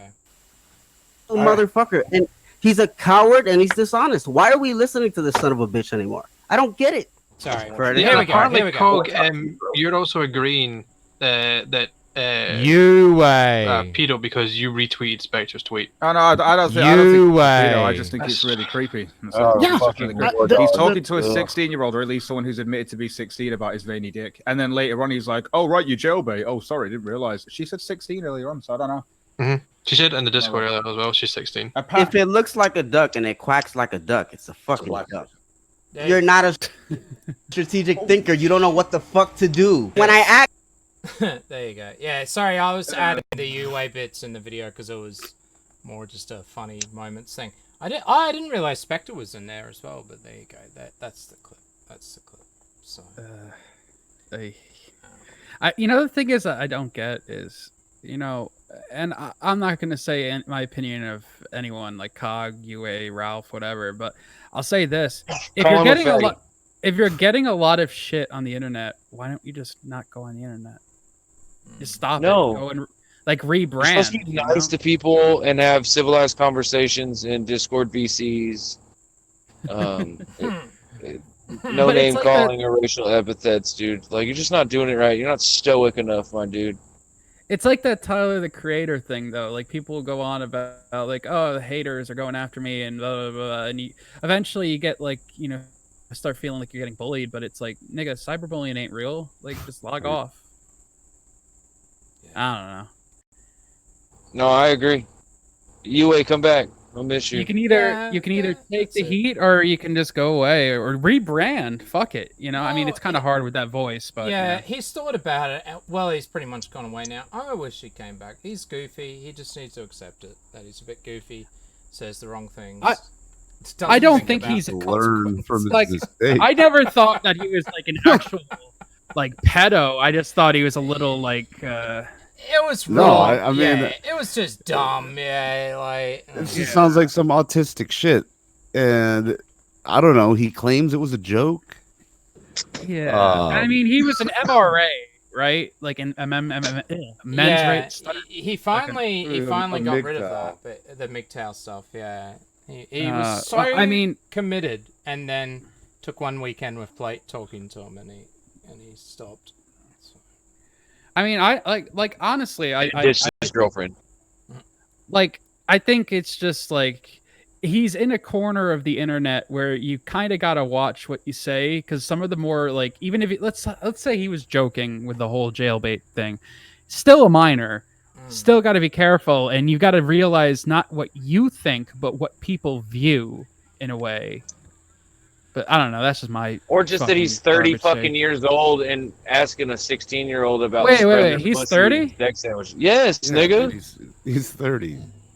Like 30 on the dot. Right. Yes, he was born in 1988. Yes. Okay. Yeah. 1989. 1989. Yeah. No. That's a big no. That's a big no from me. Then never mind. You still just don't talk to a fucking minor about spreading the pussy lips. That's just not a good look. That's what I'm saying, dude. I don't know. Not a great look. Not a great look. Anyway, let's get back to where we were going to go in your brand new song. It is unreleased. Here, I've gone live with the player again, just so you know. Okay, so let's have a listen. This is called Houston, from February 2020. So brand new. Brand new. Let's do it. Hey. We're going to listen to the whole thing and then come back. Shut up.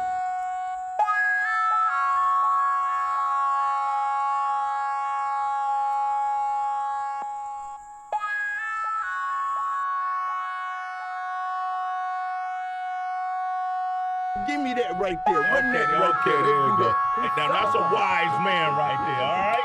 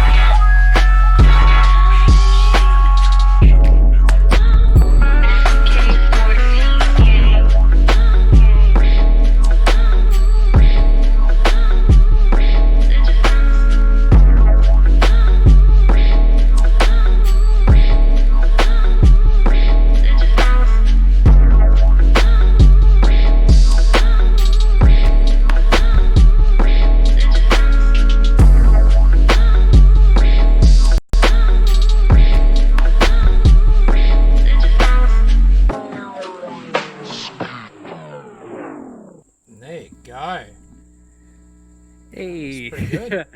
That was Thanks, good. man. So, that... yeah. Do you want to tell us much about that song and how you put it together and stuff? Yeah, well, I actually sent it over in like the picture. I think, hold on, I think it was in Hardware Software, but I used a sample of this Japanese funk and kind of like jazz mix of a whole bunch of stuff, band called Sugar Soul, and I used a sample of their album, which translates in Google Translate to the Flowers of Sadness. And I could only really find like the Japanese title, but I was listening to it and I was like, oh, that would be fucking great if I do some like kind of, because like it reminds me so much of like early Houston, like Southern hip hop, that like and that like synth on top of everything. And I was like, oh, I could do something with that. So kind of slowed it down, overlaid different, like a little bit of bass on the bottom to kind of like an 808 bass, and kind of started digging through a bunch of different samples, and one of them I had that I really liked is a recording of Ariana Grande singing before she got famous, or at least not before she got like big as a music person. At least I believe that's when it's from. But it's like her on a phone and she's singing and it's just her singing. And I heard that sampled in a Joji song. And if you don't know who Joji is, Joji used to be TV Filthy Frank. And he's blown up recently. And one of my favorite songs he did was Thom, off of his, was it Chloe Burbank volume album. And he used that and I was like, oh, I could do something with that. And to my surprise, the vocals fit right away with it. Like I didn't really have to do too much editing, and I was like, oh, that kind of works. And the rest of the stuff that I added is like, you know, you got that sample in the beginning, like, yo, give me that, like that's Danny Brown doing his freestyle on radio. It was like Sway in the Morning, and I love Danny Brown. I've always been a fan of his production and also his whole artistic, you know, what's a good word, like the passion he puts into it and the stories that he writes with his music. And I kind of wanted to do that just because it's kind of like that hype, like, yeah, nigga, give me that, hell yeah. And I was like, okay, that's cool. And it kind of plays into the meme too, you know, like the whole, you know what meme I'm talking about. And I also sampled a little bit of Designer, just because Designer makes the most retarded sounds, and I love adding them into it because it somehow works no matter what, you know? Yeah. And that was pretty much it. It's definitely the most sample heavy song. A lot of the new stuff that's going to be coming out in this mixtape in March is going to be a mix of completely original compositions, stuff like that. And some of it is just going to be sample based but modified. And I'm still not even 100% on the outro of that song. I might tweak it depending on how people react to it on the stream. But yeah. And so on most of your song, because most of your songs have been around the 3-minute mark, is that sort of, or a 2-minute 30 sort of mark?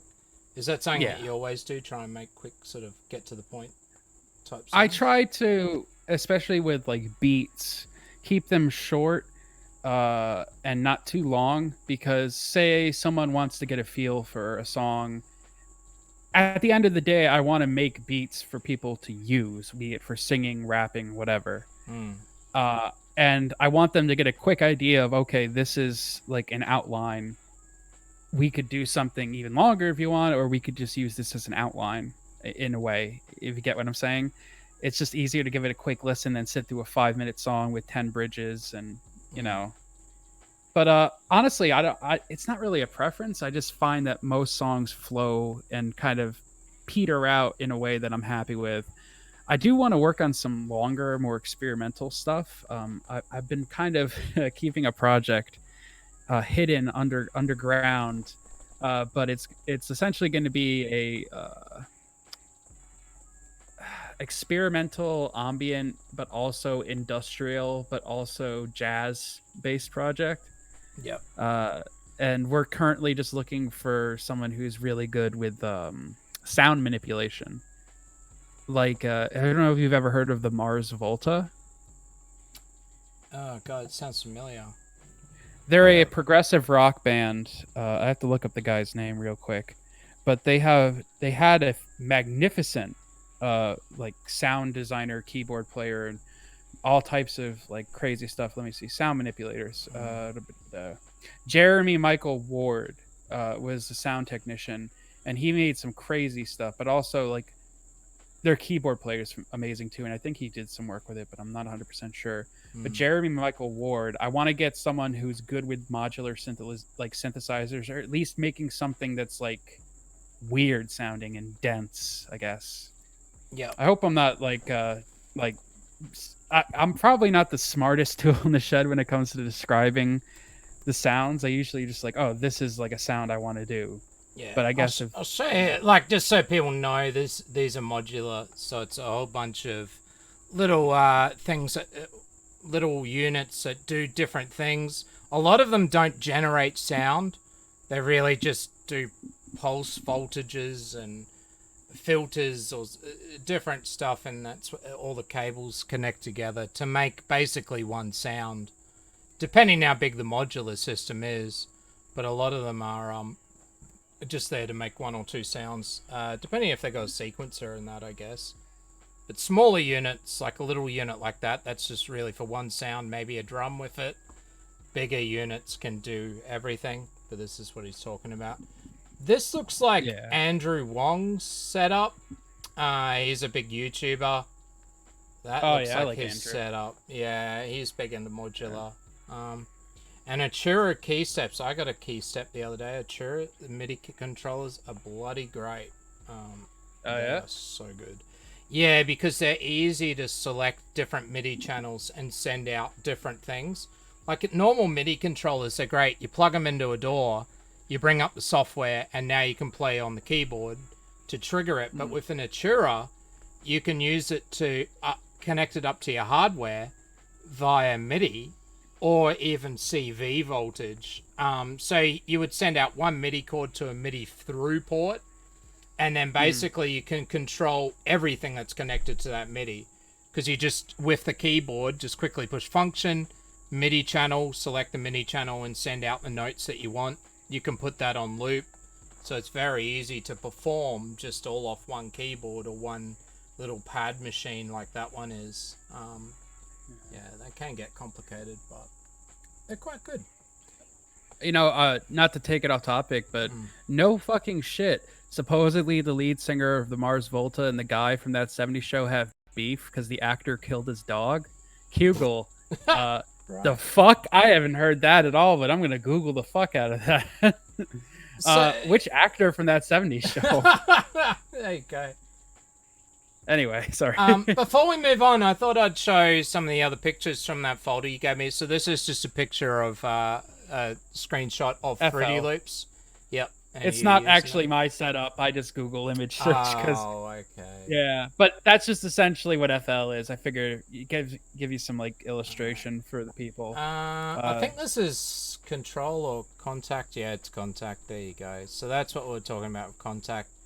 Basically, you open it up, it's got all these different synths or software down here. You select the one you want. It's a bunch of different instruments, basically. And it can connect into your music software. And there's a ton of different instruments that are made for Contact, and some of them are like third party, so you can get like Native Instruments stuff, which is actually their company. But then you can also go on and get things from like Virtu Instruments or like Joey Sturgis. He makes some stuff for Contact, and it's a really, really nice player, and it really is.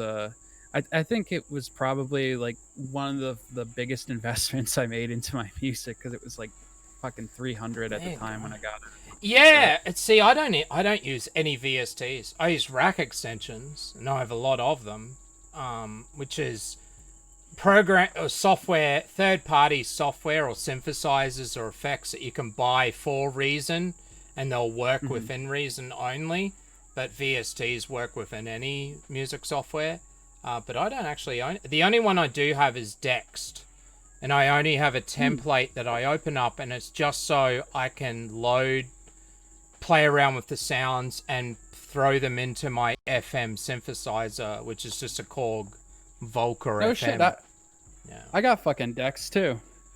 Well, that's why those Korg Volcas are so good, because they're basically an FM synthesizer that can play any FM sound. Just do the firmware update, because sometimes they don't work, but with the firmware update they do. And so you can load in any FM sound into this little $200 box. It's just a tiny little box, and you just plug in a MIDI cord, and now you can trigger it with a keyboard or anything you want. So it's definitely.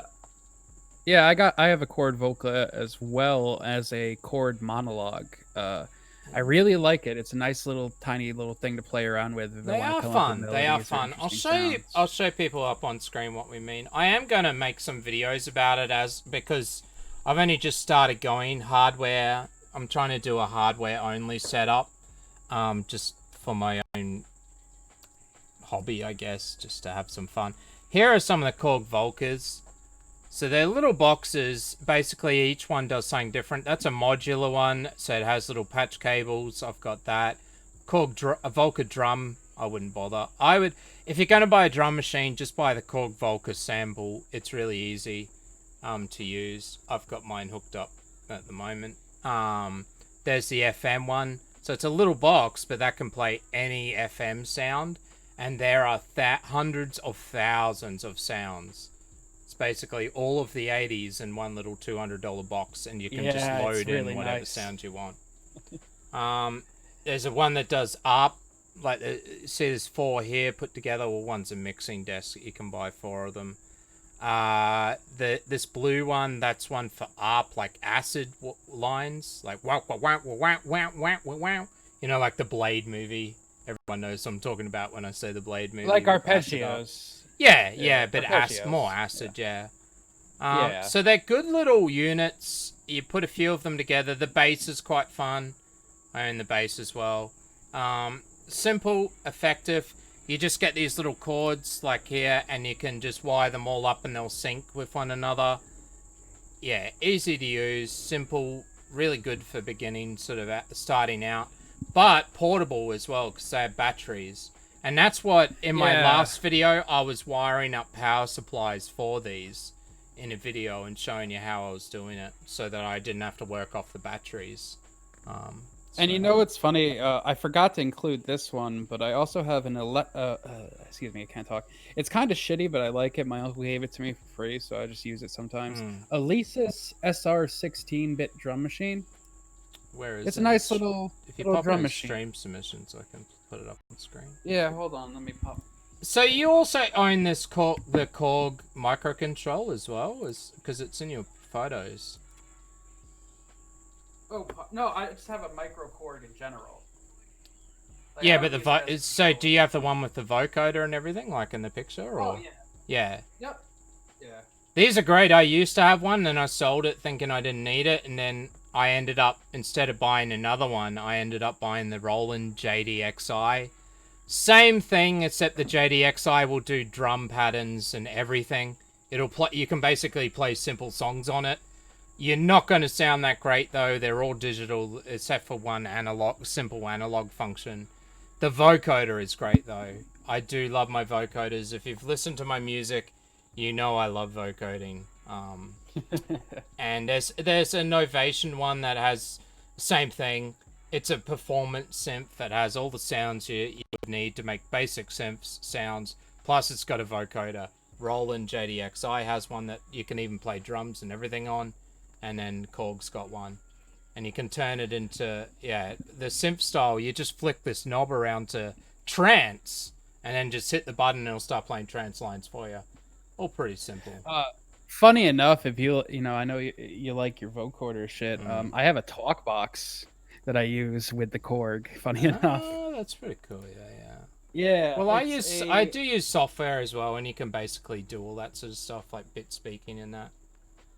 Yeah. Let me see if I can. I gotta release this. I don't know where my talk box is at the moment, but I can pull up the thing I have here. But I put a picture of the drum machine in the stream submissions or what have you. Oh yeah. I put it up on screen. I do recommend though, if anybody does want to start out with music, you don't need any of this hardware shit. Oh, software. Fuck no. Go software only, and you'll be right. Just choose Ableton or Reason, or one of those. You'll be fine. Get accustomed to a MIDI like controller and editing things on a screen before you even jump into it, because it's a lot to like learn, especially with like some of the more modular synth stuff. Like that can get like super fucking confusing. But let me see, where's just this seeing what pedal? Meave's saying, because Meaven is about to bring out an album on. She's on Bitwave at the moment, having a listen. Hey Meave, I'm trying. I would love to get them on for buying the music, but yeah, they make some interesting stuff. She has a bunch. She was saying before she had a bunch of MIDI flutes and things like that, which are like electronic flutes that but they're like a MIDI keyboard, but they're in the shape of a flute. They do. Some of them have their own sound. It depends which one you get. They are pretty cool though. I'm just trying to find. I'm going through my Amazon fucking orders, trying to find where I ordered this fucking thing because I can't find it. It doesn't matter too much. We need to keep going anyway. So we're gonna play your next song while you're doing that. This one is called "Who Likes Cardi D" from November 2019. It's only 2 minutes. I hope you guys like Nick Fuentes. It is a song for Nick Fuentes. Yes. Yeah. Well, we may forgive you. The Groipers that were on the other week, they're the ones that don't like Nick Fuentes. They will not. Let's go. Well, let's see. We gotta go back.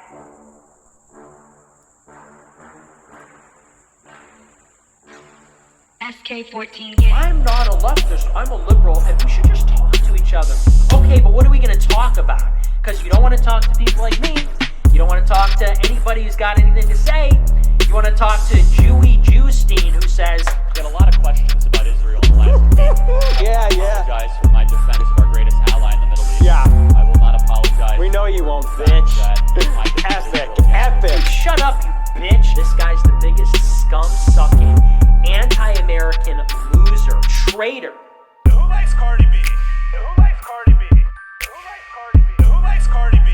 Who likes Cardi B? Who likes Cardi B? Who likes Cardi B? Who likes Cardi B? Who likes Cardi B? Who likes Cardi B? Who likes Cardi B? Who likes Cardi B? Who likes Cardi B? Who likes Cardi B? He's mad. He's mad. Look at that shriveled up little face. Who likes Cardi B? Eat a gamer moment. SK14 gang.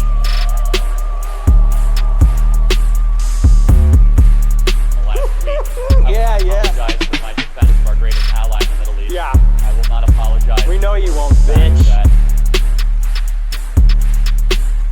But I'm always just very puzzled at times when I get the amount I'm so puzzled. I'm so puzzled all the time.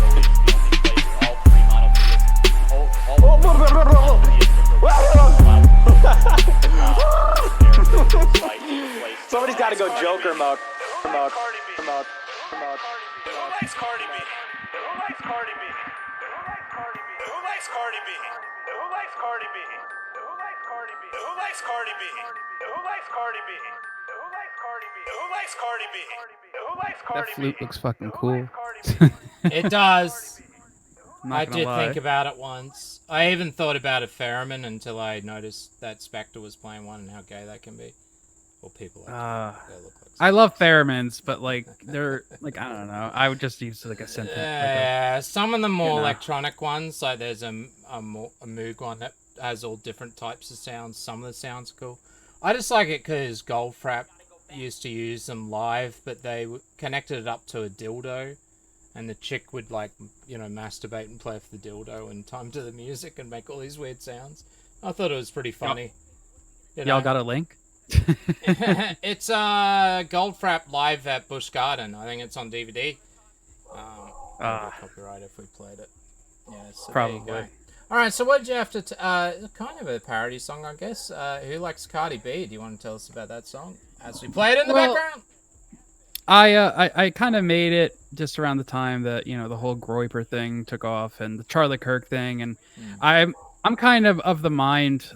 Say what you want about Fuentes now. I still think sticking it to the conservative, like traditional, not traditional conservative, but you know what I mean, like the Republican, like neocon fucking establishment kind of thing was kind of cool. And I was like, hey, you know, it'd be kind of cool if I made a song. And I kind of took some of his clips from like his stream and then his other stream that he did where he's like playing video games or something and chopped them all together. I'm like, oh, I can make like a trap beat over this or something. My dog is going crazy right now. What's going on? Probably Mossad. I don't know. But yeah, you know, so I just kind of did that. Funny enough, that was probably my most like haphazard thrown together song. Like I just wrote that flute part, I wrote the horn part, and just put a beat over it, and it was kind of like done in 2 hours. And somehow that's my most popular song. Which I mean, hey, thank you. But I definitely, if I was making it now, I'd probably make it a bit different. Maybe be a little bit more Catboy in there. I'm not sure. Yeah. But no, it's just kind of a generic, like, I wouldn't even say generic. I would say in my own words, it's me trying to emulate Lex Luger, who is another producer that I very much like. His work with Waka Flocka, like, made that album tolerable. And there's something to be said about a good, heavy, like, sinister sounding trap beat. Yeah. It's just nothing crazy, really. That was probably like my least thought out song. Yeah, and did you only put that up on SoundCloud though, not YouTube as well? Oh no, it's on YouTube. It's just a still picture. I never really got into the video editing part of things until just when I got a legal copy of Sony Vegas that is totally legal. Yeah, I use Sony Vegas. I actually use the Steam version. It's not too bad, but the pirated version is a lot better, yeah. But yeah, so I got into that. Software, though. I pay for my music software. Yeah, you kind of have to. I think people like Blue Waffle doesn't because he uses such an old version of Reason. But I think it's the one thing that people don't realize, where it's like, I'll just pirate it. It's like, nah, dude. The DRMs, like, you have to have a USB key or always online to actually run the software. It's worth it. Like, if you want to make good quality music, you just have to pay for it. And then the base studio or base software that you get, like with Reason, you just buy the base stuff. You're going to be okay, but really you need to start buying third-party synths and all sorts of other stuff as well. Yes, it's expensive. It's an expensive hobby. You know, let me actually, now that I got you here, let me give you a recommendation for a very cheap but very good sounding VST that might come in handy for your music. If you like that 80s saxophone sound, like or is it Synth Plant? Synth Plant's fun. I like that. It's a free VST this is actually grows a plant, makes weird noises as the plant grows. It's great. This is $20, and I used this when I made a song for Wild Smile that he uses in his streams. Yeah. And I was going for like an 80s style thing. $20, and it's, you know, honestly fucking great for the price. If you want a good saxophone that's not too expensive, I would definitely recommend it. I put it over in stream. Yeah. Yeah, because you've made a song for Wild Smile, because the background music he was playing forever. Every now and then he still uses it, is my song as well. Yours is only 2 minutes 54. Yeah. Mine is 36 minutes and loops around, so it's background music, yeah. And anybody can use it. A few people have used it. We use it on the show still.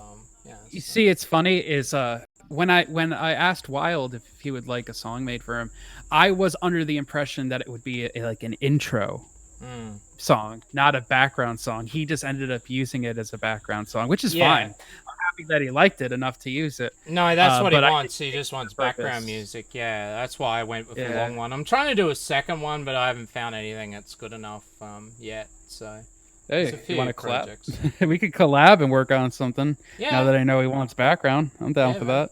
Yeah, as long as you just sort of do a whole bunch of interesting things, and don't have anything that's too loud, you know, so you can turn it up without too many issues, which was the problem with my song. It has rises that are a bit too loud. I should have probably not gone that way. You know, if he wants nice, quiet music, maybe we could just do an anal cunt cover of just some grindcore, just like, you know, like.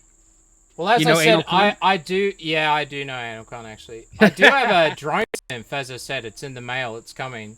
I've got an MS MSFO drone synth coming. I'll show you what they are just so people know. MSFO drone synth. Give people an example. See if I can find it. It'll be on one of my playlists somewhere.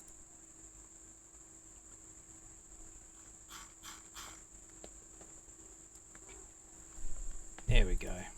This is the one I've gotten. I'll just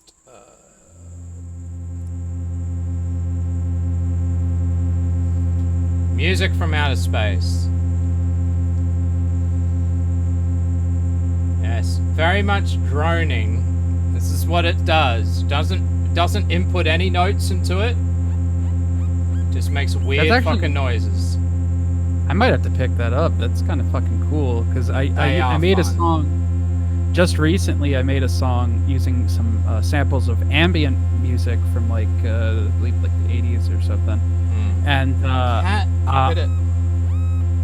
I could do some shit with this though. Yeah, they are a lot of fun, especially if you put a gate into them or connect them up, the audio out to a gate, so you sort of can chop it up and loop it and stuff.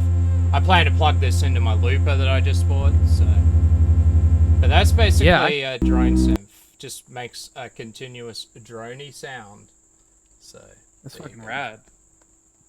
But otherwise, I think that's about it as far as music stuff. Was there anything else you would like to talk about before we move on, sir? No, it's I'm pretty much you know, this is what I do. I just make the music, and that's pretty much it. You know, I will say though, like, on the topic of this drone box, though, like I was saying, I just made a new song, sampling Photon, the show that Medicare watched a bunch on stream, and it was kind of outer space themed, and that could totally work with that. So I'm glad you showed that because that's fucking interesting. Yeah, buy it off Reverb, because if you buy it off one of the other sites, he'll say, no, you can't buy it. You have to buy it off Reverb, and plus it's extra. He's just a dick. Alright. Fucking Italians. Did, I don't know why I need to mention that, but let's move on then. Okay, let's go over a bit of the updated drama, because last week we talked about Jared Genesis, Law, Dark Ninja, all of that sort of stuff. And Cass Warfox. Well, last week, so with Cass Warfox, yes, he was in the title. Probably, we didn't really talk about him that much, but when it came to Cass Warfox, we did find out about his boyfriend who was into Mpreg, and things like that. Well, Hef managed to get on Cass Warfox's stream, and I've got a bit of a stream clip, where he asked him the most important question in life. Very important. Well, concerned to Cass Warfox and his fans. Let's play it. It's only 56 seconds. Let's play the whole thing. Does he send you videos of him shitting out dolls with the pregnant belly for you to jack off to? Let's go ahead and put that statement to bed, Cass. Does he do this? He does it out of random, and he's just trying to gross me out because he knows it's not my cup of tea. He's a fucking asshole like that. Then he sends it to his friends to fuck with them because he clearly knows what Josh does is shock value, because we all get it in fucking DMs, and it's just like, okay, weird, funny. At this point, it's kind of just fucking funny. I mean, shock value stuff, and then there's shoving dolls up your ass. I'm gonna go ahead and agree with Hef there. Yeah, no. There's something mentally disturbed about that. Yeah, that still doesn't validate any of your claims there, Ninja.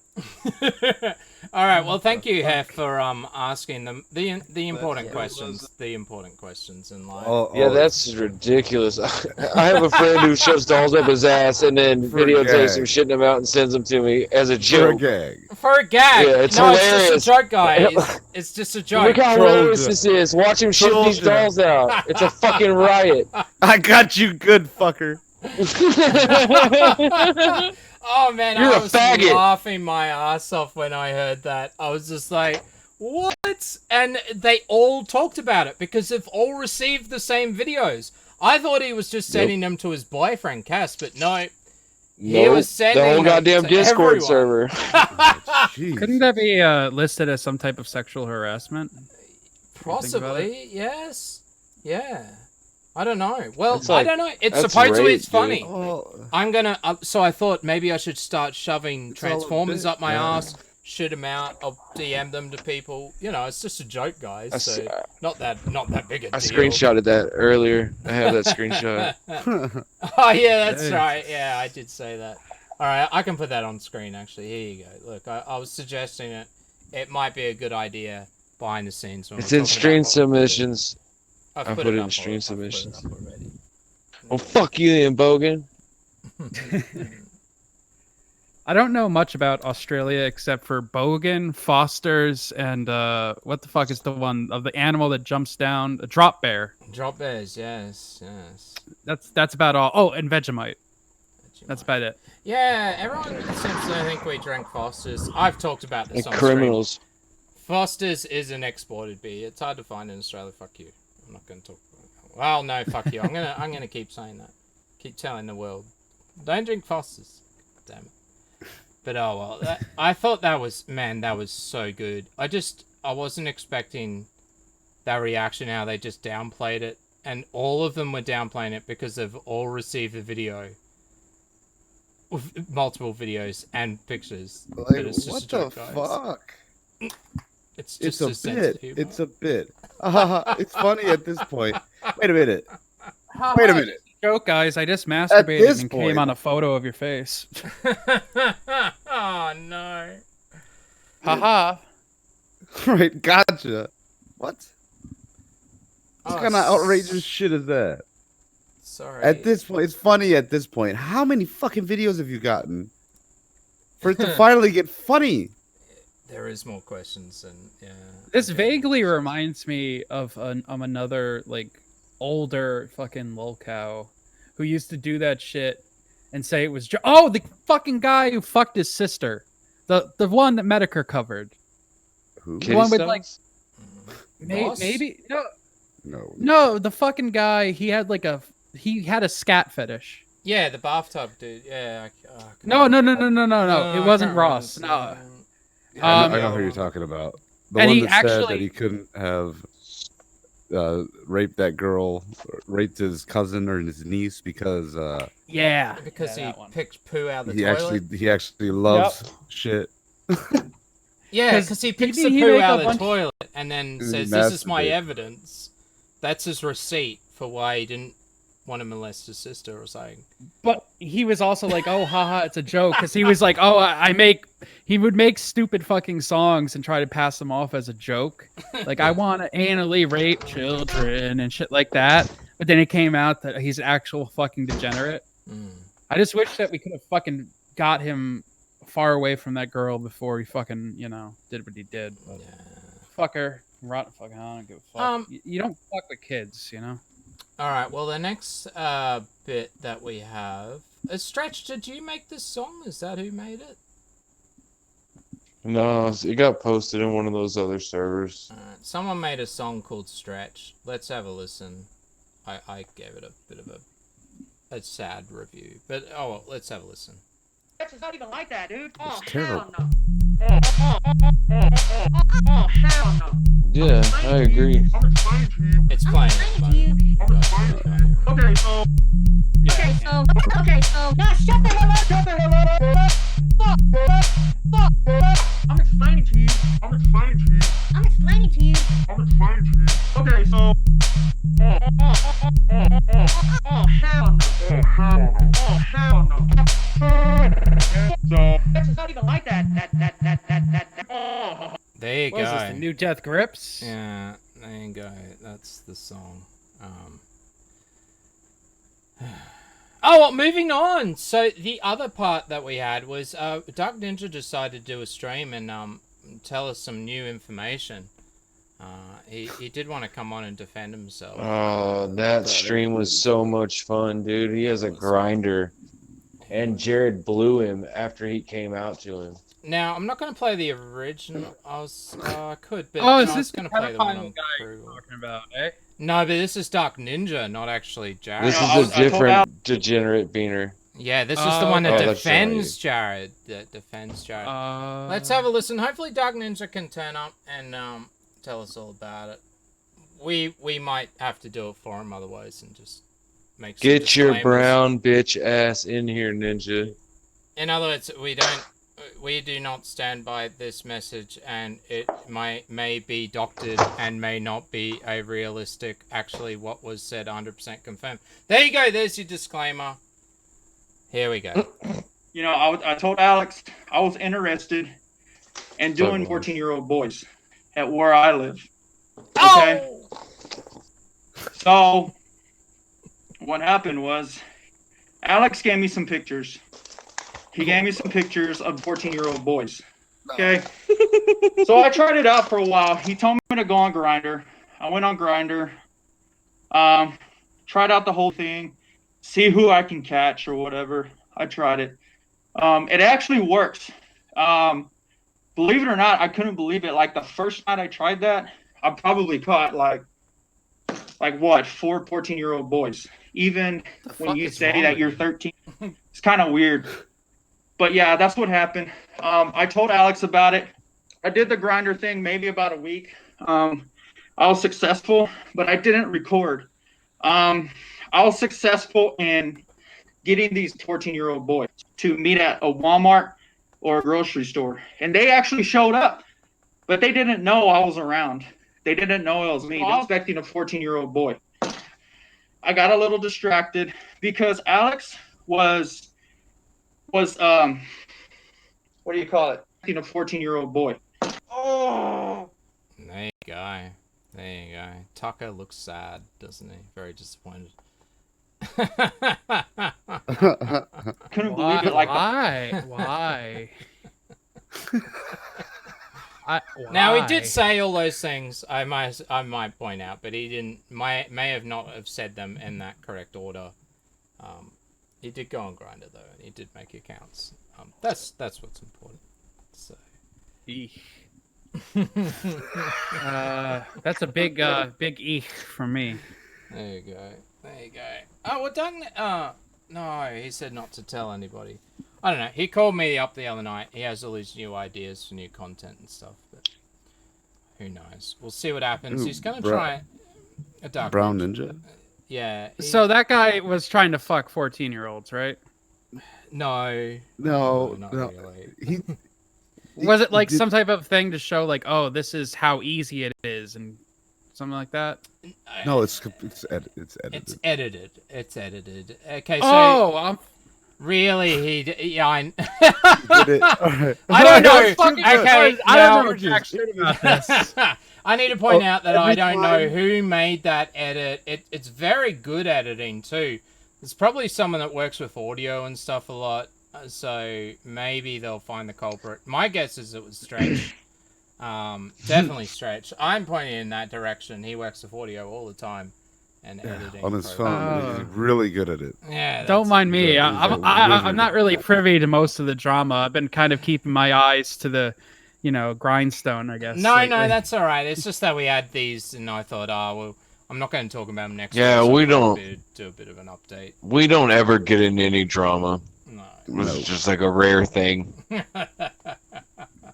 No, really, he went on Grindr to try and pick up men to pedo as a 14-year-old boy to try and pedo bust them. They even turned the pedo mark, but he didn't record them. So. Okay. All right. Don't mind me. I'm a little slower to draw. No, that's okay. That's why it's such good audio. It's such a good clip. No, whoever made you, that, everybody that's heard that has thought it was real.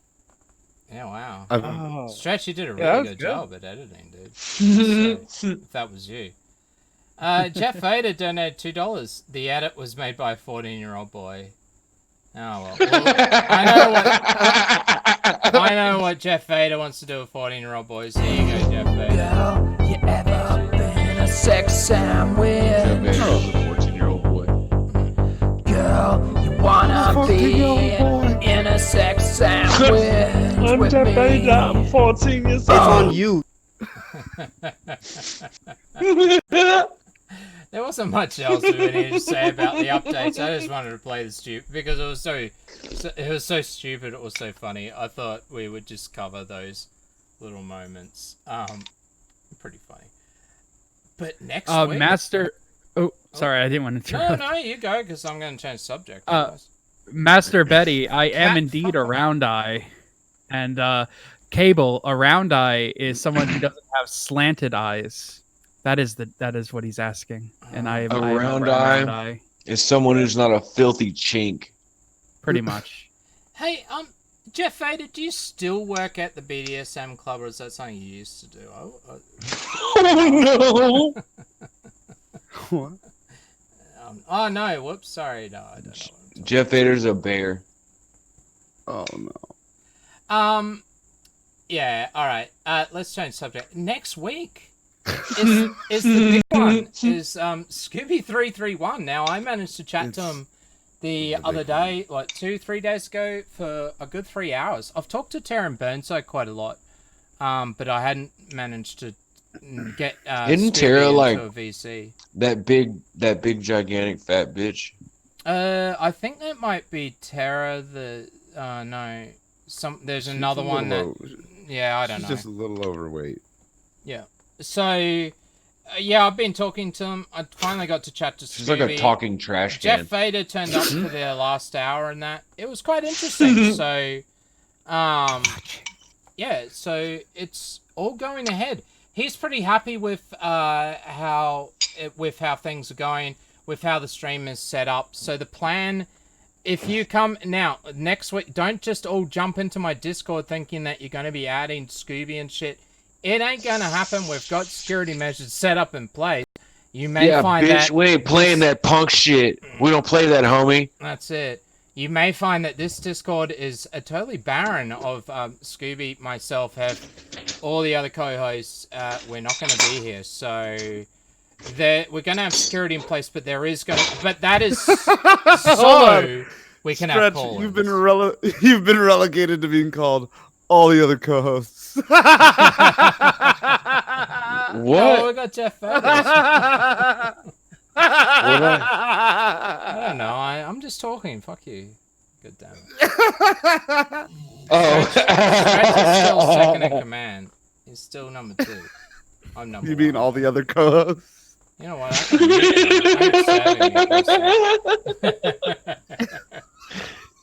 I didn't even catch that. That's funny. I didn't either. And I was the one talking. There you go. So it's the reason why we're doing that is so that we can have call-ins, because he was worried about the call-ins and how they were going to work. He didn't want the show turning into a complete shit show. I do recommend that if you are having beefs with Scooby and all of that and want to try and cause problems, please don't do it for next week. Everybody wants to see the stream happen. AP wants to see it happen. Cass Warfox and his boyfriend with the videos wants to see it happen. Geek wants to see it happen. So to make sure that does. And I want to be there for it. Don't fuck it up, faggots. So don't fuck it up. Yes. Leave them alone for next week. It's going to be a lot of fun. They're going to put out their side of things. We're going to give them the chance to talk. We're going and then we're going to throw a bunch of accusations and go through the main accusations with each one of them, especially Scooby, of course, and talk about different stuff. The week after, depending on how that stream goes, that stream we're hoping is a big success. It seems like it's going to go that way because Scooby's pretty happy now. He had a few concerns. He seems pretty cool now. Taryn Burnside should be all good. But if that is a huge success, then the plan is the week after we'll be doing a follow-up stream where we just sort of break it all down, and we will have certain other guests on to talk about it and go through some other new audio and other things that are coming out. So, or that I may have. Depends how the stream goes and what's said on the stream, I guess, and if it's successful. So, should be a lot of fun. It should be a lot of fun. Are you trying to threaten us? No. I'm just saying. I can't stop you. I can't make you say it, do or not say anything. I'm just saying that yeah, there was certain people that were hyping it in a negative way, and it was causing issues, and I'm that threatening I you. then had to go and deal with. And then this, so the stream wouldn't have call-ins and stuff. So that's all I'm saying, is that... Don't fuck it up, bitch. Yeah, don't make it worse. I'll send you a bag of shit. Because he's tried to do this before, and he's worried that we're not going to give him a fair shake and let him on, and we're going to just let everybody in and just shit show it up. That's not what's happening. So. No, I don't want any... No. Yeah, 50 gallons of lube, yes. I don't need other people to shit on him. We're fully capable of shitting on him ourselves. If we decided to do so. Civilly discussing the allegations. Yes. No, I'm just saying there's no need to let other people in. If that was my intention, I would just do it myself. Like, no, we're not going to let Well, yes, of course. No, it's we're well capable of doing that ourselves. That's all I mean. Not saying that we do. Yeah, that's all I'm saying. Justify our actions for the next 5 minutes. No. See, The the stipulation was to have call-ins after they had said everything they wanted to say. So those are the rules we're going to work with. So we have to listen to all three of them.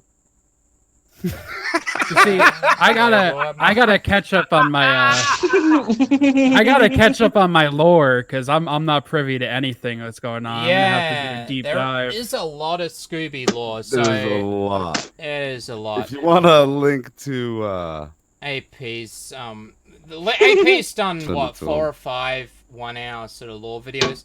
The basic rundown is that Scooby got upset about a bunch of stuff, which is now disputed. He's going to dispute the reasoning and where it all started on stream next week. He then made what people perceived as threats against 40 different people. He then tried to go to the FBI to dob these people in for what they did in retaliation. He wears fairy tale butt plugs. There's... What else? There's Alleged. Tara and Burnside. There's a few things with them. It's more just lies and a few little accusations. So one of them's a juggalo. Things like that. As far as the Scooby thing goes, have you tried giving him Scooby snacks? No. That was an awful joke, and I apologize. I'm gonna go hang myself now. Go to your room, dude. Although, truthfully, that wouldn't really work well in a wheelchair, would it? Hanging yourself. Just roll into traffic. Yeah, well, there's not much traffic on my road. There's a highway near here. Find a steep hill. Cliff, and then go into the water like in Mark and Me, the E.T. ripoff. Mac and Me. Yeah, Then go to McDonald's and dance and break. Yeah. Hold on, I got somebody to help you. Just set yourself on fire. Good point. I do have a hookah here. I can just cover myself in gasoline and just. Juggalos. Yeah, dude. No, doesn't always stuff. It'll be disputed. But he can't roll.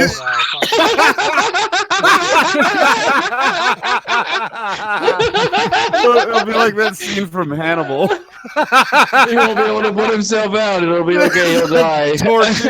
torching flame, fucking wheelchair, barreling down the road. Dark Ninja hasn't turned up to defend himself. Has anyone DM'd the something Dark Predator? stairs? Yes. No, Jeff Vader, I'm not playing that, dude. That's the exact thing I was talking about. Not trying to do before the stream. All right. Is there anything else we wanted to talk about? Skullkid, thank you for coming on though. That was really dude.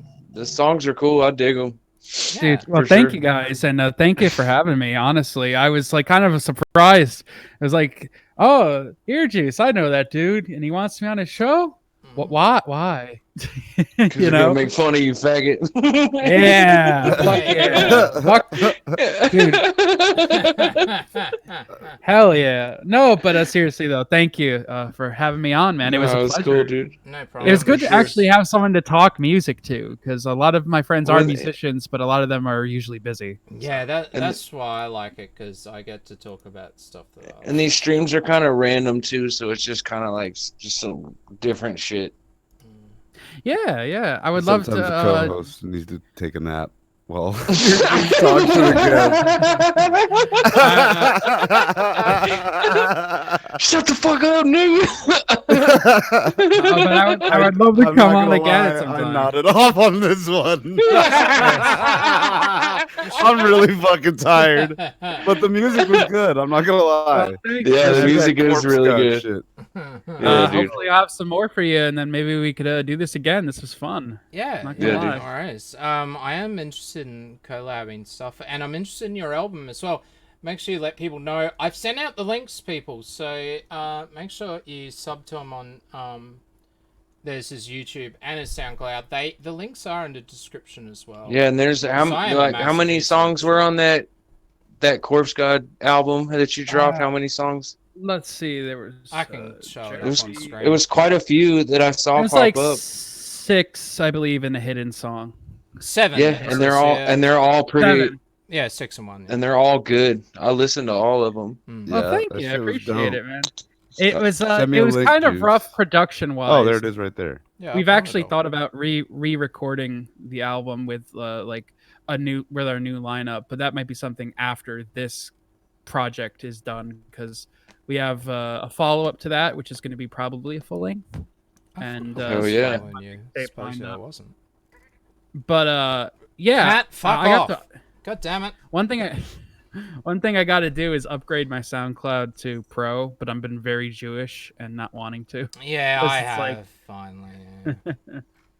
Yeah. But yeah, I appreciate it, guys, and I'm glad you like the music. Hopefully, I keep making some stuff that you guys find entertaining. And for sure, dude. Awesome. All right. Well, and we're actually. Oh, I'm sorry, I didn't mean to cut you. I'm gonna end it if you stop talking, so you might as well go.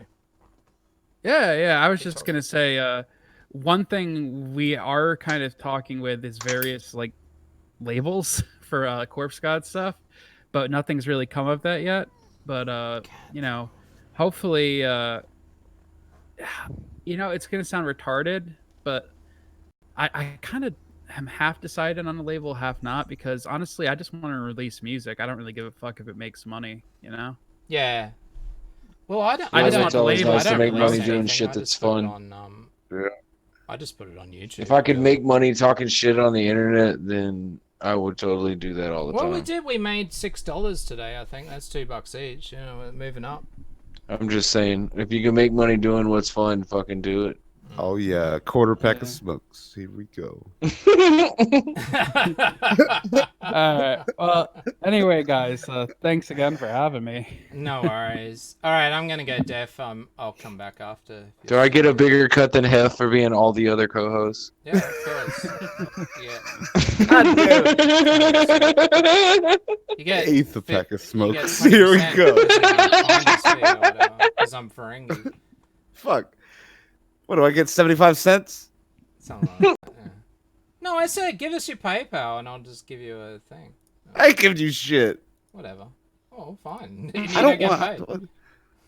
I'm fine. It's plate that we're bloody whinging about it, but yeah. Oh, we're gonna end. I'm going deaf. Fuck you. All right, guys. Thank you for coming along. Usually I would play one of his songs, but I do have my own song that I do want to put out, so I'm going to be a bit selfish and go out with one of my own songs. You would have heard it last week, but I've made the video clip. It still needs a bit of work. It will be a video soon. I hope you enjoy it. This is Autistic and Gay. Have